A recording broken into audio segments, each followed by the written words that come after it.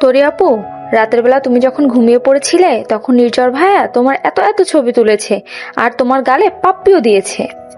7 বছর বয়সী ফুফাতো বোনের কথা শুনে চমকে নির্ঝরের মুখ পানে তাকালো তরি। লম্বা মতন ফর্সা ছেলেটার চেহারা ও পোশাকে আভিজাত্যের ছাপ। লম্বাটি মুখে তীক্ষ্ণ একজোড়া চোখ, চিকন ভ্রু, গোলগাল নাক আর ভরাট ঠোঁট নিয়ে সুদর্শন একটা ছেলে। এই ছেলে কেন তার মতো সাধারণ চেহারার একটা মেয়ের ছবি লুকিয়ে তুলবে? তরি কপাল কুঁচকে নির্ঝরের দিকে কয়েক পা এগিয়ে গিয়ে বলল, জ্যোতি যা বলছে তা কি সত্যি? আপনি লুকিয়ে আমার ঘুমন্ত অবস্থার ছবি তুলেছেন নির্জন ভাই? আর বাকি অংশটুকু উচ্চারণ করতে পারল না তরি।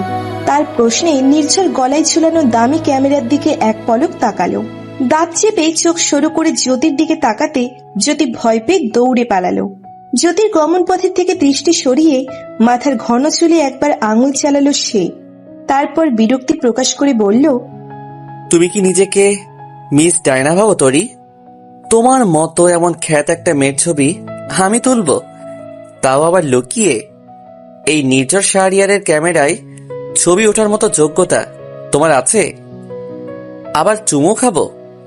তোমাকে চুমু খাওয়ার থেকে ডাস্টবিনকে চুমু খাওয়া বেটার।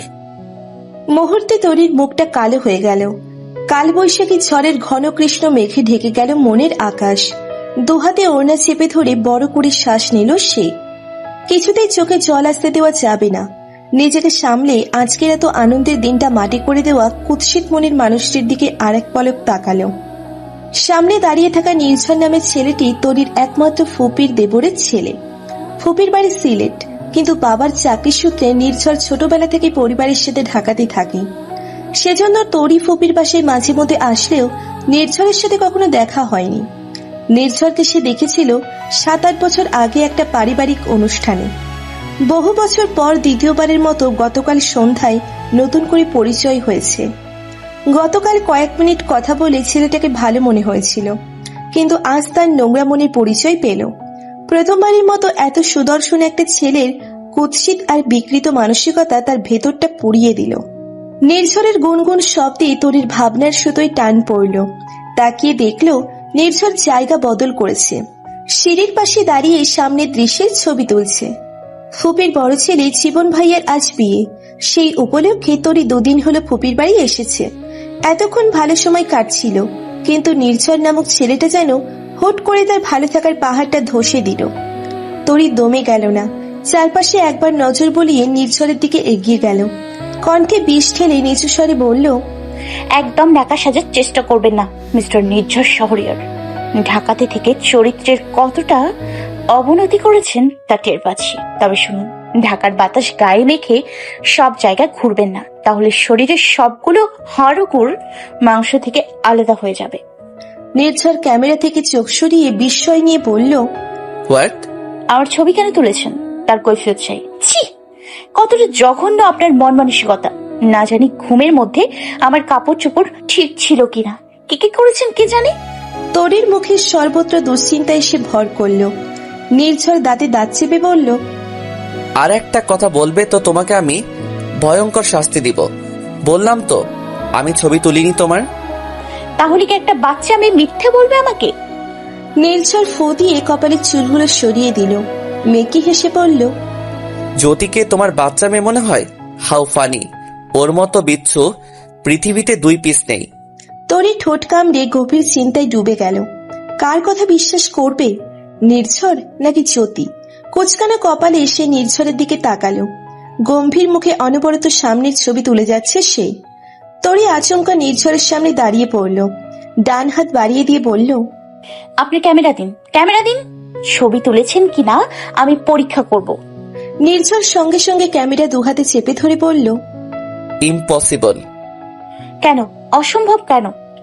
বলে তরি অপেক্ষা করল না। নির্ঝরের ক্যামেরা হাত দিয়ে স্পর্শ করতে নিল। হাত এগিয়ে নিতে খপ করে তার হাত ধরে ফেলল নির্ঝর। নির্ঝরের আচমকা স্পর্শে ভেতরটা কেঁপে উঠল তরির। তড়িঘড়ি করে হাত ছাড়িয়ে নেওয়ার আগেই নির্ঝর তার হাত ছুঁড়ে ফেলে দিল। দাঁতে দাঁত চেপে বলল, ডোন্ট ক্রস ইওর লিমিট। ক্যামেরায় হাত দেয়া মানে আমার কলিজায় হাত দেয়া। ওই নোংরা হাতে ক্যামেরা স্পর্শ করার দুঃসাহস দেখাবে না। নির্ঝরের কণ্ঠের প্রখরতায় কিছুটা পিছিয়ে এলো তরি। উসখুস করে কিছু বলতে নিতে সিঁড়ি মারিয়ে হৈ হৈ করে সবাই নিচে নামা শুরু করলো। বরযাত্রী যাওয়ার সময় হয়ে গেছে, বিকেল 3টে বাজতে চলল। সিঁড়ি থেকে দৃষ্টি সরিয়ে দেখলো নির্ঝর সরে পড়েছে। জীবন ভাইয়া আর তার বন্ধুদের সাথে হাত নেড়ে নেড়ে কথা বলছে। তরি বিড়বিড় করে বলল, বজ্জাত ছেলে, আজ তোর ক্যামেরা না ভেঙে আমি ভাত খাবো না। এই মুহূর্ত থেকে আমি ক্যামেরা ভাঙার জন্য অন্বেষণ শুরু করলাম। হাতে কারো স্পর্শ পেতে তরি চমকে গেল। ঘাড় ঘুরিয়ে দেখলো ফুপি। সে তাকাতে ফুপি স্পষ্ট সুর তুলে বললেন, এখানে দাঁড়িয়ে বিড়বিড় করছিস কেন? বরযাত্রীর সাথে যাবি না? তাড়াতাড়ি গিয়ে চুলগুলো খোপা করে আয়, 10 মিনিটের মধ্যে সবাই রওনা দিবে। তরির শাড়ির কুচি একটু নেড়েচেড়ে ঠিক করলো। পিঠময় ছড়িয়ে থাকা মাথার খোলা চুলগুলো একবার ছুঁয়ে দিয়ে বলল, ও ফুপি, চুল খোলা থাক না। খবরদার না, যা গরম পড়েছে মরে যাবে। যা রুমে গিয়ে বিধায়, অনেকটা পথ যেতে হবে। তুমিও কি যাবে? আমি না, আমি বাদে সবাই যাবে। সবাই মানে সবাই। ফুপি তাড়া দিয়ে রান্নাঘরের দিকে চলে গেল। সবাই ছড়িয়ে ছিটিয়ে আছে, যে যার কাজে ব্যস্ত। তরি আর চোখে একবার নির্ঝরের দিকে তাকালো। নির্ঝর গলায় ঝুলানো ক্যামেরাটা তার পাশের সোফায় নামিয়ে পাঞ্জাবির হাতা গোটাচ্ছে। তার মনোযোগ অন্যদিকে। সঙ্গে সঙ্গে তরির ঠোঁটের কোণে হাসি ফুটে উঠল। শাড়ির আঁচল টেনে লম্বা করে ঘোমটা দিল সে। তারপর পা টিপে টিপে নির্ঝরের পেছনে গিয়ে দাঁড়ালো। চারপাশে একবার দৃষ্টি নিক্ষেপ করে বেশ স্বাভাবিক ভঙ্গিতে সে সোফার উপরের ক্যামেরাটা হাতে নিল। চোখের পলকে সেটা শাড়ির আঁচলের তলায় লুকিয়ে সিঁড়ির দিকে পা বাড়ালো। ড্রেসিং টেবিলের সামনে দাঁড়িয়ে নিজের দিকে তাকিয়ে মন খুলে হাসলো তরি। ইস, কি যে ভালো লাগছে। ক্যামেরাটার যে একটা গতি করতে পেরেছে, এই সুখে তার এক পায়ে দাঁড়িয়ে নাচতে ইচ্ছে করছে। বজ্জাত ছেলে। গুনগুন করে গান গাইতে গাইতে তরি মাথার চুল খোপা করে ফেলল। কিছু খোলা চুল কানের দুপাশে রেখে সে নিজের দিকে তাকালো। তারপর ঠোঁটের কোণে হাসি ঝুলিয়ে দরজার দিকে এগিয়ে গেল। ছিটকানি খুলে দরজার হাতলে হাত রেখে টান দিতেই তার বুকের ভেতর ধক করে উঠল। দরজা খুলছে না। মনের ভুল ভেবে সে আবার দরজায় টান দিল। একবার নয়, দুবার নয়, বারবার সে টান দিল এবং একটা সময় বুঝতে পারল যে কেউ বাইরে থেকে দরজাটা লক করে দিয়েছে। ভয়ার্থ মুখে সে কয়েকবার দরজায় করাঘাত করল। কোনো প্রত্যুত্তর এলো না। কিছুক্ষণ বিমূঢ় হয়ে ঠায় দাঁড়িয়ে রইল সে। হঠাৎ এক দৌড়ে জানলার দিকে এগিয়ে গেল। কাজ সরিয়ে অবাক হয়ে লক্ষ্য করল গেটের সামনে দাঁড়িয়ে থাকা বিয়ের বাস, মাইক্রো কোনোটাই নেই। তাকে না নিয়েই চলে গেল সবাই। চোখের কোণে জলের অস্তিত্ব অনুভব করলো তরি। খট করে দরজা খোলার শব্দে এসে পেছন ঘুরে তাকালো। কালো পাঞ্জাবির উপর সোনালী কারুকার্য পরিহিত নির্ঝর দরজা ঠেলে রুমের ভেতরে ঢুকলো। তরির বিস্ময় মিশ্রিত চোখের দিকে এক পলক চেয়ে আচমকা ভেতর থেকে দরজা বন্ধ করে দিল নির্ঝর। ভয়ে তরির চোখ দুটো বড় বড় হয়ে গেল, বুক কেঁপে উঠল। শুকনো ঢোক গিলে জানালার গ্রিলের সাথে সেটে দাঁড়ালো। তবে কি নির্ঝর বরযাত্রীর সাথে চায়নি? কেন চায়নি? নির্ঝর বেশ স্বাভাবিক ভঙ্গিতে এগিয়ে আসতে লাগলো। তরি কথার খই হারিয়ে ফেলেছে যেন। মুখ দিয়ে কোনো বুলি ফুটছে না। ভয়ে অনবরত শরীর কাঁপছে। এই ছেলে কি ফাঁকা বাড়িতে তার কোনো ক্ষতি করে ফেলবে? ফুপি, ফুপি কোথায়? গলা ছেড়ে হাঁক ছাড়তে নিয়েও অস্ফুট একটা শব্দ ছাড়া মুখ দিয়ে কিছু বের হলো না। নির্ঝর কয়েক পা এগিয়ে এসে থেমে গেল। তরি দুহাতে জানালার গ্রিল চেপে ধরে কম্পিত কণ্ঠে বলল, দরজা বন্ধ করছেন কেন ভাই? নির্ঝর ভাই। নির্ঝর বেশ আয়েশ করে রুমের মাঝামাঝি থাকা বিছানায় বসে পড়ল। বালিশে হেলান দিয়ে পা ভাঁজ করে তরির দিকে তাকালো। সেদিকে তাকিয়েই পাঞ্জাবির উপরে দুটো বাটন খুলল। ব্যঙ্গ করে বলল, এতক্ষণ না মিস্টার নির্ঝর শাহরিয়ার বলে খুব চিল্লাফাল্লা করছিলে? যেই আমার কারমা একটু শুরু করলাম, অমনি ভয় চুপসে গেলে, ভাই বলে ডাকা শুরু করলে। How funny. আপনি বরযাত্রীর সাথে যাননি? দেখতেই পাচ্ছ, যাইনি। কেন যাননি? নির্ঝর সে প্রশ্নের উত্তর দিল না। তরি পরিস্থিতি স্বাভাবিক করার জন্য জোরপূর্বক মুখে হাসি টেনে বলল, নিশ্চয়ই গাড়ি মিস করেছেন, এখনো সময় আছে, চলে যান। যাওয়ার হলে অনেক আগেই যেতাম। আমারও যাওয়া হলো না। কে জানে, বাইরে থেকে দরজা লক করে দিয়েছিল। ওই মহৎ কাজটা আমি করেছি। নির্ঝরের অতিরিক্ত শীতল কণ্ঠ তরির শরীরে কাঁপুনি ধরিয়ে দিল। বিস্ফোরিত নেত্রে নির্ঝরের দিকে চেয়ে রইল কিছুক্ষণ। অবাক কণ্ঠে বলল, কি? আপনি বাইরে থেকে দরজা লক করে রেখেছিলেন কেন? দরকার আছে। যাওয়ার সময় কেউ খোঁজ করেনি আমার? কেউ না করলে অন্তত ফুপির তো করার কথা। অনেকেই খোঁজ করেছিল, সবাইকে অনেক গুছিয়ে সত্যের মতো করে মিথ্যে বলেছি। আর ফুপি, বড় মা তো সিঁড়ি দিয়ে উঠার সময়ও জিজ্ঞেস করেছে তুমি গিয়েছো কিনা। বলেছি তুমি জীবন ভাইয়ার গাড়িতে চলে গেছো। তরির মুখে সর্বত্র রাগ ফুটে উঠল। এই বদমাইশ ছেলে চাই কি? একে জানালা দিয়ে ছুঁড়ে ফেলে দিতে পারলে একটু শান্তি পেত। কনের বাড়িতে গিয়ে সবাই কত হইহুল্লোড় আর মজা করছে, আর সে একটা বদ ছেলের সাথে এক রুমে মনে পড়তে তরি দ্রুত জানালা থেকে সরে আসলো। নির্ঝরের দিকে আঙুল উঁচিয়ে আবার নামিয়ে নিল সে। দরজার দিকে পা বাড়াতে নির্ঝর ঝড়ের গতিতে সামনে এসে তার পথ আগলে দাঁড়ালো। তরি কপাল কুঁচকে তাকাতে সে বলল, পালাচ্ছ কোথায় তরি রানী? বললাম না দরকার আছে। তরি ভীত সন্ত্রস্ত হয়ে ধীর পায়ে পিছিয়ে গেল। ফের জানালা ঘেঁষে দাঁড়িয়ে পায়ের নখ দিয়ে ফ্লোর খোঁটা শুরু করলো। নির্ঝর পাঞ্জাবির হাতা গুটিয়ে আবার বিছানায় গিয়ে বসলো। কিছুক্ষণ কেউ কোনো কথা বলল না। নীরবতা ভেঙে তরি মুখ তুলে তাকালো। নির্ঝরের মুখপানে তাকিয়ে বিরক্তি মাখা কণ্ঠে বলল, কি দরকার বলছেন না কেন? কোনো হেল্প লাগবে? এ বাড়িতে কিছু খুঁজে পাচ্ছেন না? টিস্যু লাগবে? Toilet tissue? তরির হড়বড় করে বলা এক গাদা প্রশ্নে নির্ঝর চট করে বিছানা ছেড়ে উঠে দাঁড়ালো। তরির দিকে ক্ষিপ্ত পায়ে এগিয়ে এসে বলল, আমার ক্যামেরা কোথায়? তরি ফুস করে নিভে গেল। ক্যামেরা? তার ঘূর্ণায়মান চোখ দুটো আশেপাশে উত্তরণের পথ খুঁজল। না পেয়ে ভয়ার্ত চোখে এক পলক নির্ঝরের দিকে তাকালো। নির্ঝরের রাগান্বিত রূপ দেখে ভীত হলেও নিজেকে স্বাভাবিক রেখে বলল, ক্যামেরা? কোন ক্যামেরা? নির্ঝর আরো দুপা এগিয়ে এলো। তরির এক হাত সামনে এসে থেমে বলল, কোন ক্যামেরা জানো না? না। আমার গলায় ঝুলানো যে ক্যামেরাটি দেখেছিলে সেটা কোথায়? তরির শাড়ির আঁচল টেনে টুনে নিজেকে সম্পূর্ণ ঢেকে ফেলল। জিহ্বা দিয়ে শুষ্ক ঠোঁটচোরা ভিজিয়ে বলল, ভারী অদ্ভুত তো আপনি।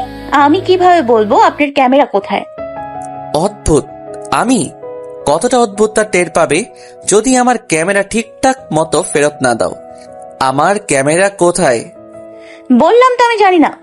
তরি জানালার পাশ থেকে সরে আসতে চাইলো। ডান দিকে পা বাড়াতেই নির্ঝর আরো এগিয়ে এলো। নির্ঝরকে এত কাছে অনুভব করে তরির কলিজা কেঁপে উঠল। ভয়ে, অজানা আতঙ্কে কাঁপা কাঁপা কণ্ঠে বলল, এত কাছে আসছেন কেন? নির্ঝর আরো একটু এগিয়ে এলো। গায়ের সাথে গা লাগতে তরি দেওয়ালের সাথে মিশে যাওয়ার চেষ্টা করলো।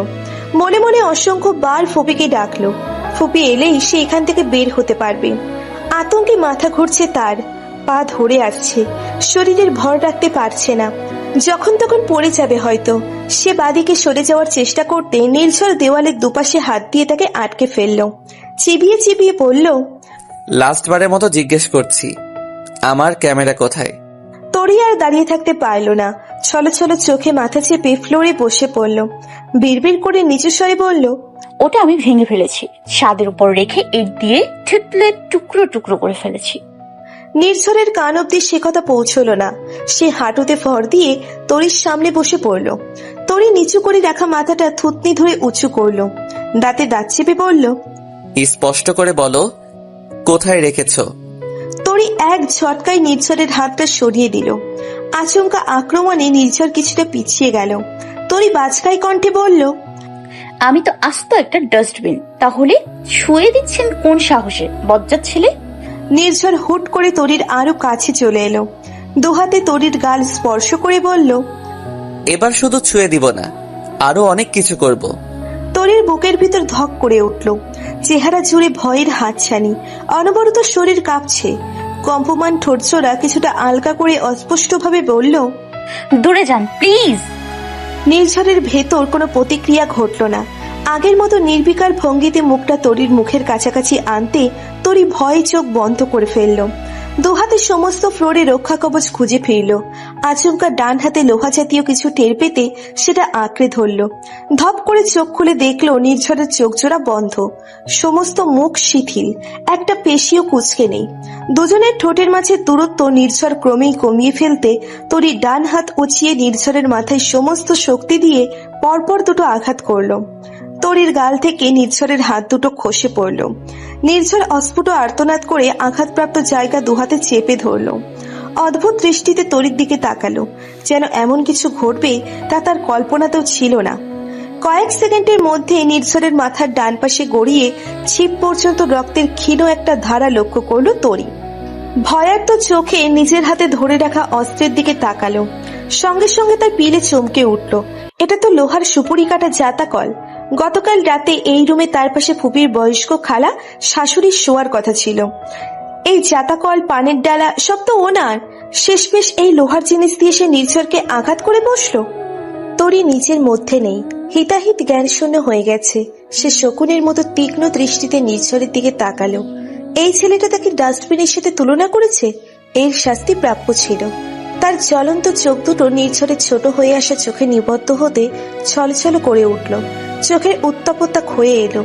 নির্ঝরের চোখে চেয়ে সে যেন তার কষ্টটা উপলব্ধি করতে পারল। অবাক হয়ে লক্ষ্য করল নির্ঝরের ঠোঁটের কোণে ক্ষীণ হাসির রেখা। এটা কি তার মনের ভুল?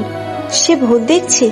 নির্ঝর শরীরের সমস্ত ভর ছেড়ে দিয়ে ফ্লোরে বসে পড়ল। রক্তাক্ত বাম হাতটা বাড়িয়ে তরির গাল স্পর্শ করতে নিল। জ্ঞানশূন্য হয়ে তরি ফের হাতের জাতাকল উঁচু করতে নির্ঝর সেটা ধরে ফেলল। এক টানে কেড়ে নিয়ে দূরে ছুঁড়ে মারল। কোথাও সেটা পড়ে ঝনঝন করে কাঁচ ভাঙার শব্দ কানে এলো তরির। সেদিকে ভ্রুক্ষেপ নেই তরির। সে চেয়ে আছে নির্ঝরের দিকে। নির্ঝরের শরীরটা আস্তে আস্তে নিস্তেজ হয়ে আসছে। নির্ঝর বিড়বিড় করে বলল, ইউ ক্রেজি স্টুপিড। পরক্ষণে ঢলে ফ্লোরে শুয়ে পড়ল। কোন রকমে ভেঙে ভেঙে বলল, তরি রানী, আমায় ইমিডিয়েটলি হসপিটালে নেওয়ার ব্যবস্থা করো। মরে যাচ্ছি আমি। নির্ঝরের চোখ জোড়া বন্ধ হয়ে যেতেই তরি নিজের মাঝে ফিরল। চোখ বেয়ে জলের ধারা গড়িয়ে পড়ল। সে দ্রুত নির্ঝরের মাথাটা কোলের উপর নিয়ে মাথায় নিজের আঁচল চেপে ধরল। রক্তের ধারা বন্ধ হচ্ছে না কেন? এতটা আঘাত করে বসলো। দরজায় কেউ অনবরত ধাক্কা দিচ্ছে। জোরে সোরে কয়েকবার ধাক্কার পরপরই তরি ফুপির কণ্ঠ শুনতে পেল। তার ফুপি মমতাজ বেগম চিন্তিত কণ্ঠে বারবার বলছেন, নির্ঝর, ঠিক আছিস বাবা? কি হয়েছে? মাথা ব্যথা কমেনি? দরজা খুলতো, কাঁচ ভাঙার শব্দ পেলাম মনে হয়। তরি নির্ঝরের মাথাটা কোল থেকে নামিয়ে দরজার দিকে দিল এক ছুট। ছিটকেনি খুলি কাঁদতে কাঁদতে বলল, ফুপি, নির্ঝর ভাই মরে যাচ্ছে, হসপিটাল নিতে হবে। মমতাজ বেগমের কপালে চিন্তার বলিরেখা ফুটে উঠল। ভেতরে উকি না দিয়ে অবাক হয়ে বলল, তোরা দুজন এক রুমে দরজা বন্ধ করে কি করছিলি রে? তরি, তুই বরযাত্রীর সাথে যাসনি? তরি তৎক্ষণাৎ উত্তর দিতে পারল না। তার হাত পা কাঁপছে, চেহারায় বিধ্বস্ত ভাব। মমতাজ বেগমের সন্দিহান দৃষ্টি উপেক্ষা করে তার হাত ধরে রুমের ভেতর টেনে নিয়ে গেল সে।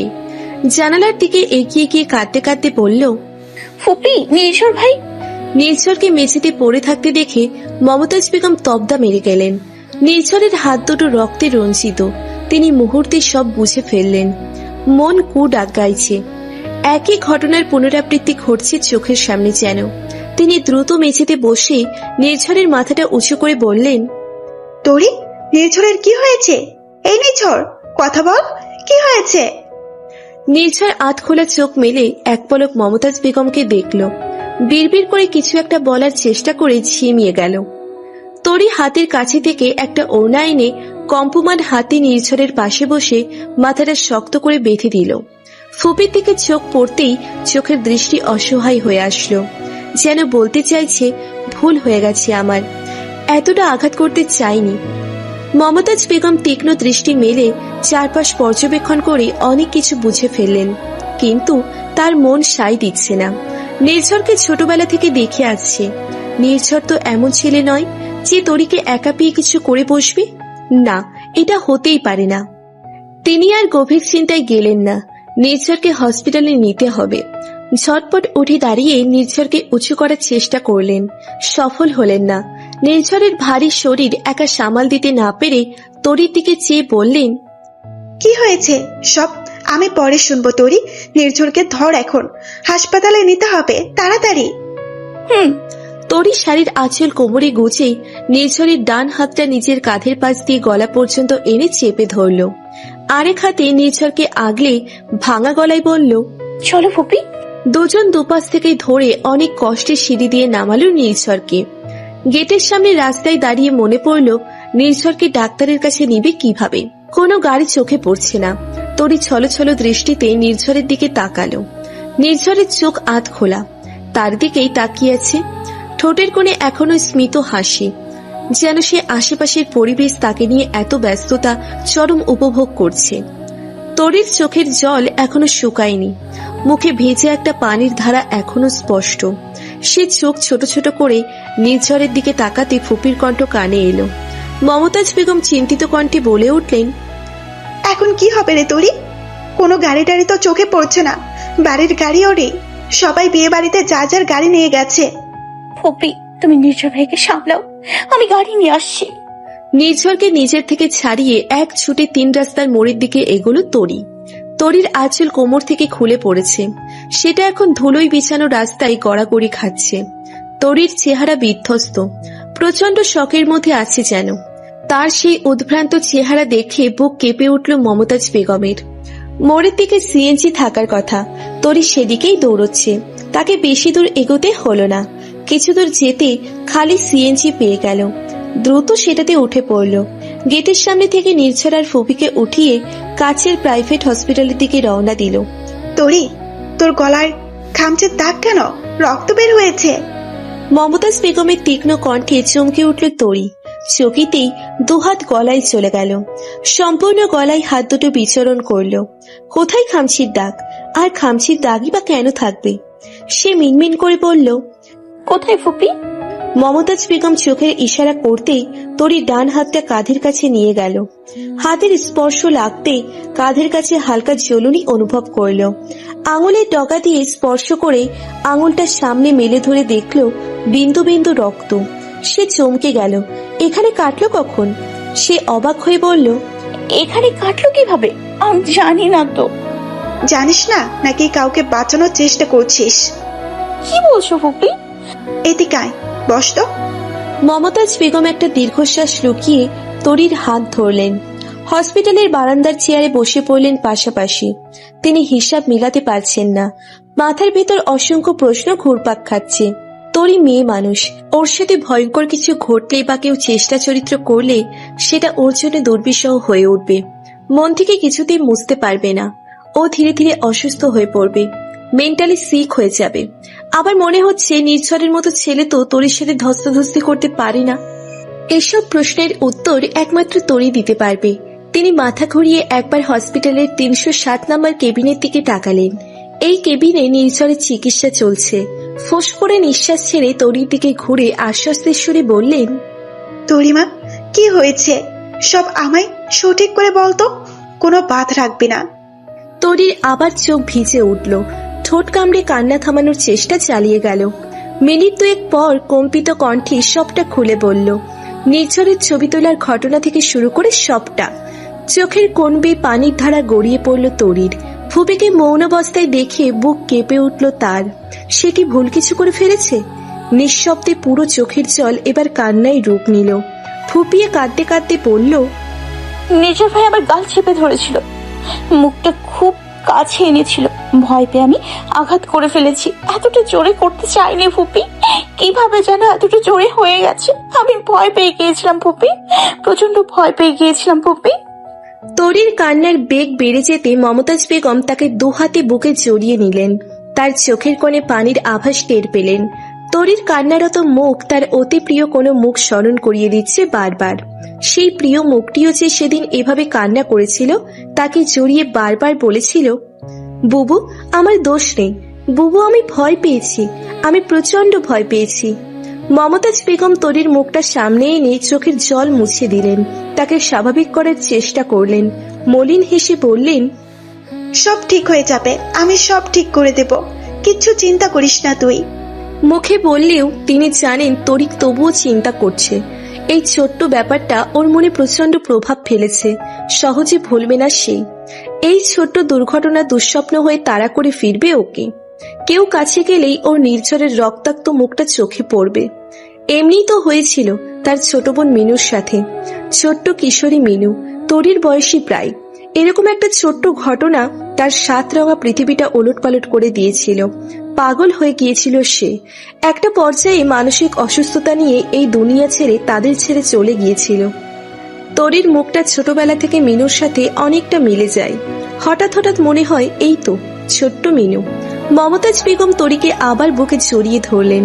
তরি প্রচন্ড নরম মনের মানুষ। মিনুর মতো দেখতে হলেও তিনি তরির ভাগ্য মিনুর ভাগ্যের মতো হতে দিবেন না, কিছুতেই না। মমতাজ বেগম কেবিনে ঢুকে দেখলেন নির্ঝর অনেকটা সুস্থ, বালিশে হেলান দিয়ে আধশোয়া হয়ে আছে। তার বাম হাতে পুশ করা স্যালাইনের বোতল প্রায় খালি হয়ে এসেছে। তিনি এগিয়ে গিয়ে নির্ঝরের কাছাকাছি টুল টেনে বসলেন। নির্ঝরের মুখে হাত বুলিয়ে স্মিত হাসলেন। চিন্তিত কণ্ঠে বললেন, এখন কেমন লাগছে রে বাবা? মাথায় ব্যথা করে? নির্ঝর সংকোচ নিয়ে বলল, না বড় মা, সুস্থ হয়ে গেছি। মমতাজ বেগম স্বস্তির নিঃশ্বাস ফেললেন। নির্ঝরের আঘাতটা অল্পের উপর দিয়ে গেছে। ডাক্তার বলেছে গুরুতর কিছু নয়, তবুও এক জায়গায় দুটো স্টিচ দিতে হয়েছে, আরেক জায়গা ফুলে ফুটবলের মতো হয়েছে। মলম লাগিয়ে মাথা ব্যান্ডেজ করে দিয়েছে। নির্ঝর হঠাৎ লজ্জিত কণ্ঠে বলল, বড় মা তরি কোথায়? বাহিরে দোকানে খাবার কিনতে পাঠিয়েছি। নির্ঝর আর কথা খুঁজে পেল না। কিছুক্ষণ চুপচাপ থেকে মাথা নিচু করে বলল, আসলে বড় মা, বিষয়টা যেমন ভাবছেন তেমন নয়। আমি শুধু একটু ভয় দেখাতে চেয়েছিলাম। ফিনিশিংটা এমন হবে ধারণার বাইরে ছিল পুরো। নির্ঝর শোন, তোরই গ্রামের মেয়ে, ছোটবেলা থেকে গ্রামেই বড় হয়েছে। ও আর 10-20টা মেয়ের মতো এত বুদ্ধিমতী বা ম্যাচিওর না। আর 19 বছর প্রায় শেষের দিকে, কিন্তু চিন্তা চেতনা এখনো শিশুর সুলভ। বড় নরম মনের মানুষও এখনো কলেজ পাশ করে উঠতে পারেনি। তাছাড়া একই বয়সে গ্রামের মেয়েদের ধ্যান ধারণা শহরের মেয়েদের ধ্যান ধারণা থেকে কয়েক গুণ কম থাকে। বয়সের তুলনায় ওরা আস্তে ধীরে অভিজ্ঞতায় সম্পূর্ণ হয়। বন্ধ ঘরে একা একটা ছেলে মানে ওদের কাছে আতঙ্ক, প্রায় মৃত্যুর কাছাকাছি যন্ত্রণা। বুঝতে পেরেছিস তো? তুই এখনো ট্রামার মধ্যে আছে। বড় মা, দুঃখিত আমি। মমতাজ বেগম অত্যন্ত বিচক্ষণ ও শিক্ষিত মানুষ। মানুষ মাপা তার কাছে খুব সহজ। কারো মুখের দিকে তাকিয়ে চট করে মনের কথা পড়ে ফেলতে পারেন তিনি। কারো দিকে কিছুক্ষণ তীক্ষ্ণ দৃষ্টিতে তাকিয়ে থাকলেই মুখের উপর থেকে পর্দা সরে যায় যেন। তিনি কিছুক্ষণ সূক্ষ্ম দৃষ্টি মেলে নির্ঝরের দিকে চেয়ে রইলেন। আচমকা প্রশ্ন ছুড়লেন, তুই তরিকে ভালোবাসিস নির্ঝর? প্রশ্ন শুনে নির্ঝর চমকে উঠল। চোখে মুখে বিস্ময় এসে ভর করল। তৎক্ষণাৎ সে উত্তর দিল না। তার দৃষ্টি আটকে গেল কেবিনের দরজার উপর, সবুজ পর্দার আড়ালে মায়ার চাদরে মোড়ানো একটা মুখের উপর। অপরাধীর মতো ছলছল দৃষ্টি মেলে তারই পানে চেয়ে আছে মুখটি। মেয়েটির কপালের বিন্দু বিন্দু ঘাম এত দূর থেকেও যেন মুক্তদানার মতো চকচক করছে। তার চোখের দৃষ্টি হয়তো মেয়েটির সহ্য হলো না। হালকা করে পর্দা নড়ে উঠল। প্রায় সঙ্গে সঙ্গে মেয়েটি উধাও হয়ে গেল। সেদিকে তাকিয়ে থেকেই নির্ঝর বলল, বড় মা, আমি তরিকে বিয়ে করতে চাই। মমতাজ বেগমের মুখে হাসি ফুটে উঠল। তিনি জানতেন নির্ঝর এমন সিদ্ধান্তই নিবে। তার পর্যবেক্ষণ কখনো ভুল হতে পারে না। তিনি নির্ঝরের স্যালাইন মুক্ত হাতটা চেপে ধরে বললেন, এখন বিকেল গড়িয়ে শুনতে হবে প্রায়। আমি সব ব্যবস্থা করছি। আজ রাতের মধ্যেই তোদের দুটোকে বিয়ে পড়িয়ে দেব। কাল একসাথে 2 ভাইয়ের বউ ভাত হবে। তিনি হাসি মুখে কেবিনের বাইরে এলেন। বারান্দায় মুখ কাচুমাচু করে তরি দাঁড়িয়ে আছে, হাতে খাবারের প্যাকেট আর পানির বোতল। তিনি এগিয়ে গিয়ে হাসি মুখে বললেন, তরি, খাবারগুলো নিয়ে নির্ঝরকে খাইয়ে দিয়ে আয় তো। আমি তোর জীবন ভাইয়ের সাথে কথা বলে আসছি। তরি বিস্ফোরিত নয়নে বলল, না ফুপি, আমি কিছুতেই ভেতরে যাবো না, তুমি যাও, খাবারগুলো দিয়ে এসো। উনি অনেকক্ষণ হলো না খেয়ে আছে। তরি, নির্ঝর আমার দেখা সেরা ছেলেগুলোর মধ্যে বেস্ট। আমি ওকে ছোটবেলা থেকে দেখে আসছি। অত্যন্ত ভালো মনের ছেলেটা। তোদের মতো ফুল বোঝাবুঝি হয়েছে।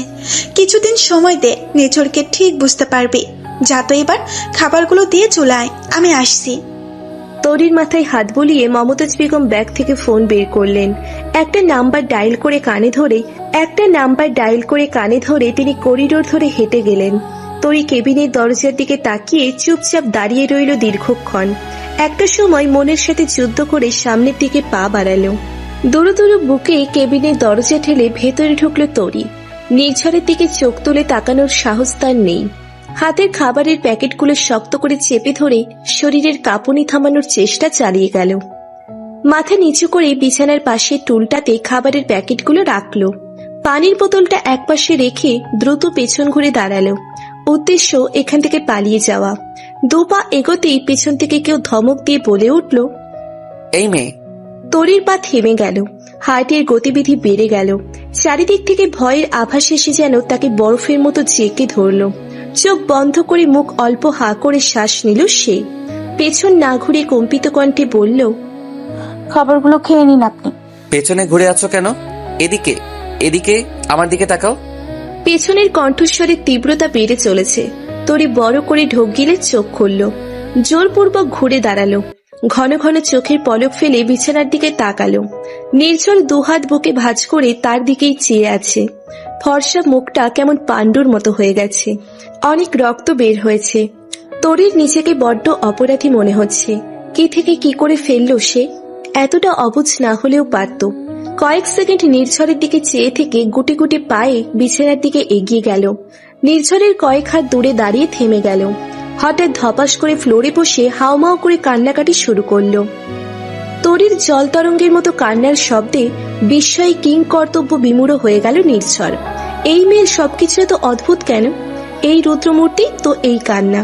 সে ঝটপট তরির দিকে এগিয়ে আসতে নিতে তরির কান্না মিশ্রিত নাকি সুর কানে এলো। তরি কাঁদতে কাঁদতে বলল, আমি ভেবেছিলাম আপনি মরে গেছেন। এতটা সময় সারাক্ষণ মাথার মধ্যে ঘুরছিল যে আমি একটা খুন করেছি, একটা মানুষকে মেরে ফেলেছি। কি করলাম আমি? আমি অপরাধী। আমার আমার জেল হবে, ফাঁসি হবে, সবাই ছিছি করবে। আপনি মরে নাকি ভালো করেছেন। তরির এহেন কথা শুনে নির্ঝর স্তব্ধ হয়ে গেল, আর এগিয়ে গেল না। পুনরায় বালিশের উপর হেলান দিয়ে বসে পড়ল, হাত দুটো বুকে ভাঁজ করে বলল, এই মেয়ে, কান্না করছো কেন? কে তুমি? কে তুমি? বাক্যটা কানে যেতেই তরির কান্না থেমে গেল। চোখে মুখের সর্বত্র এসে ভর করল অবাকত্ব। চোখ উল্টে বলল, কি বললেন? মাত্র কি বললেন যেন? জিজ্ঞেস করলাম কে তুমি। তরি এক লাফে উঠে দাঁড়ালো, হাতের উল্টো পিঠে গাল মুছে এগিয়ে এলো। বিছানার কাজ ঘেঁষে দাঁড়িয়ে নির্ঝরের দিকে সামান্য ঝুঁকে দাঁড়ালো। নিজের মুখের দিকে ডান হাতের একটা আঙুল তুলে বলল, আমায় চিনতে পারছেন না আপনি? নির্ঝর নিজের মাথাটা একটু পিছিয়ে নিল, সাবলীল ভাবে বলল, চেনার কথা নাকি? হ্যাঁ, চেনার কথা, অবশ্যই চেনার কথা। আমি তরি, আপনার বড় মায়ের একমাত্র ভাইছি আমি। চিনতে পারছেন না? নির্ঝর সুবোধ বালকের মতো মাথা ডানে বাই কাত করল, অর্থাৎ সে চিনতে পারছে না। তরির চোখে মুখে পুনরায় আতঙ্ক ছড়িয়ে পড়ল। মাথায় আঘাত লেগে স্মৃতি হারিয়ে গেল। এখন কি হবে? ফুপি কি জানে যে নির্ঝর ভাই সব ভুলে গেছে? সে ঠোঁট কামড়ে বিছানার কাছের থেকে সরে আসলো। রুমে কিছুক্ষণ পায়চারি করে হঠাৎ করেই থেমে গেল। পুনরায় নির্ঝরের দিকে এগিয়ে গিয়ে কৌতূহলী নিয়ে প্রশ্ন করল, আপনি সব ভুলে গেছেন নির্ঝর ভাই? আপনার নাম ধাম, বাবা মা, বড় বাবা, আপনার বন্ধু বান্ধব, সব সব মানে সব? না, সবাইকে ভুলিনি, সব মনে আছে। ডাক্তার বলেছে মাথার আঘাতের জন্য অল্প অল্প স্মৃতি বিলুপ্ত হয়ে গেছে। শর্ট টাইম মেমোরি লস যাকে বলে। কিছুটা সময় গেলে সেগুলো রিগেইন হবে। আপাতত আমার হারিয়ে যাওয়া অল্প স্মৃতির মধ্যে বোধহয় তোমাকে ভুলে গেছি। শুধু আমাকে ভুলে গেছেন? শুধু তোমাকে। তরি অবাক হয়ে কিছুক্ষণ নির্ঝরের মুখপানে চেয়ে রইল। শর্ট টাইম মেমোরি লসের কথা সে এর আগে শুনেছে। একটু পর তার কুচকানো কপাল শিথিল হয়ে আসলো। থমথমে মুখের আড়ালে লুকিয়ে রাখা ভুবন ভুলানো হাসিটা ঠোঁটের কোণে ফুটে উঠল। কয়েক সেকেন্ডের ব্যবধানে সেই হাসি সারা মুখে ছড়িয়ে পড়ল। সে সোজা হয়ে দাঁড়িয়ে হাসি মুখে বলল, তার মানে আপনাকে কে আঘাত করেছে সেটা মনে নেই? আপনি জানেন না কে আঘাত করেছে, তাই তো? শুকর, আলহামদুলিল্লাহ, আমি অনেক খুশি। সবই আল্লাহর মেহেরবানি। আমি তো মাঝপথে তরিকে থামিয়ে দিয়ে নির্ঝর কঠিন গলায় বলল, থামো, একটু দম নাও। কার বদলতে আমি হসপিটালাইজড হয়েছি সেটা বড়মা বলেছে যে তরি মানে তুমি আমার মাথায় আঘাত করেছো। এবার বলো, কেন মাথায় আঘাত করেছো? কি করেছিলাম আমি? তরির মুখটা চুপসে গেল। কিছু বলার চেষ্টা করেও পেরে উঠল না। আস্তে ধীরে পিছিয়ে যেতে লাগলো। কিছু দূর পিছাতে নির্ঝর এক ধমকে তাকে স্ট্যাচুর মতো থামিয়ে দিল। নিজের ফর্মে ফিরে বলল, মিস তরি, আপনার জন্য আমি আমার জীবনের সবচেয়ে মূল্যবান স্মৃতিগুলো হারিয়ে ফেলেছি। আমার মস্তিষ্কের ধারণ ক্ষমতা কমে গেছে। এখন আমি সহজে কিছু মনে রাখতে পারবো না। মাঝে মধ্যে সব ভুলে যাব। এখন আপনিই বলুন, আমার মতো এমন স্মৃতিকানা মানুষকে কে বিয়ে করবে? কে আমার সারা জীবনের দায়িত্ব নিবে? তরি কাঁদো কাঁদো স্বরে হাত জোর করে বলল, খুবই দুঃখিত, আমায় ক্ষমা করুন, প্লিজ মাফ করে দিন। নির্ঝর বাজখাই গলায় বলে উঠল, মাফ করার প্রশ্নই আসে না।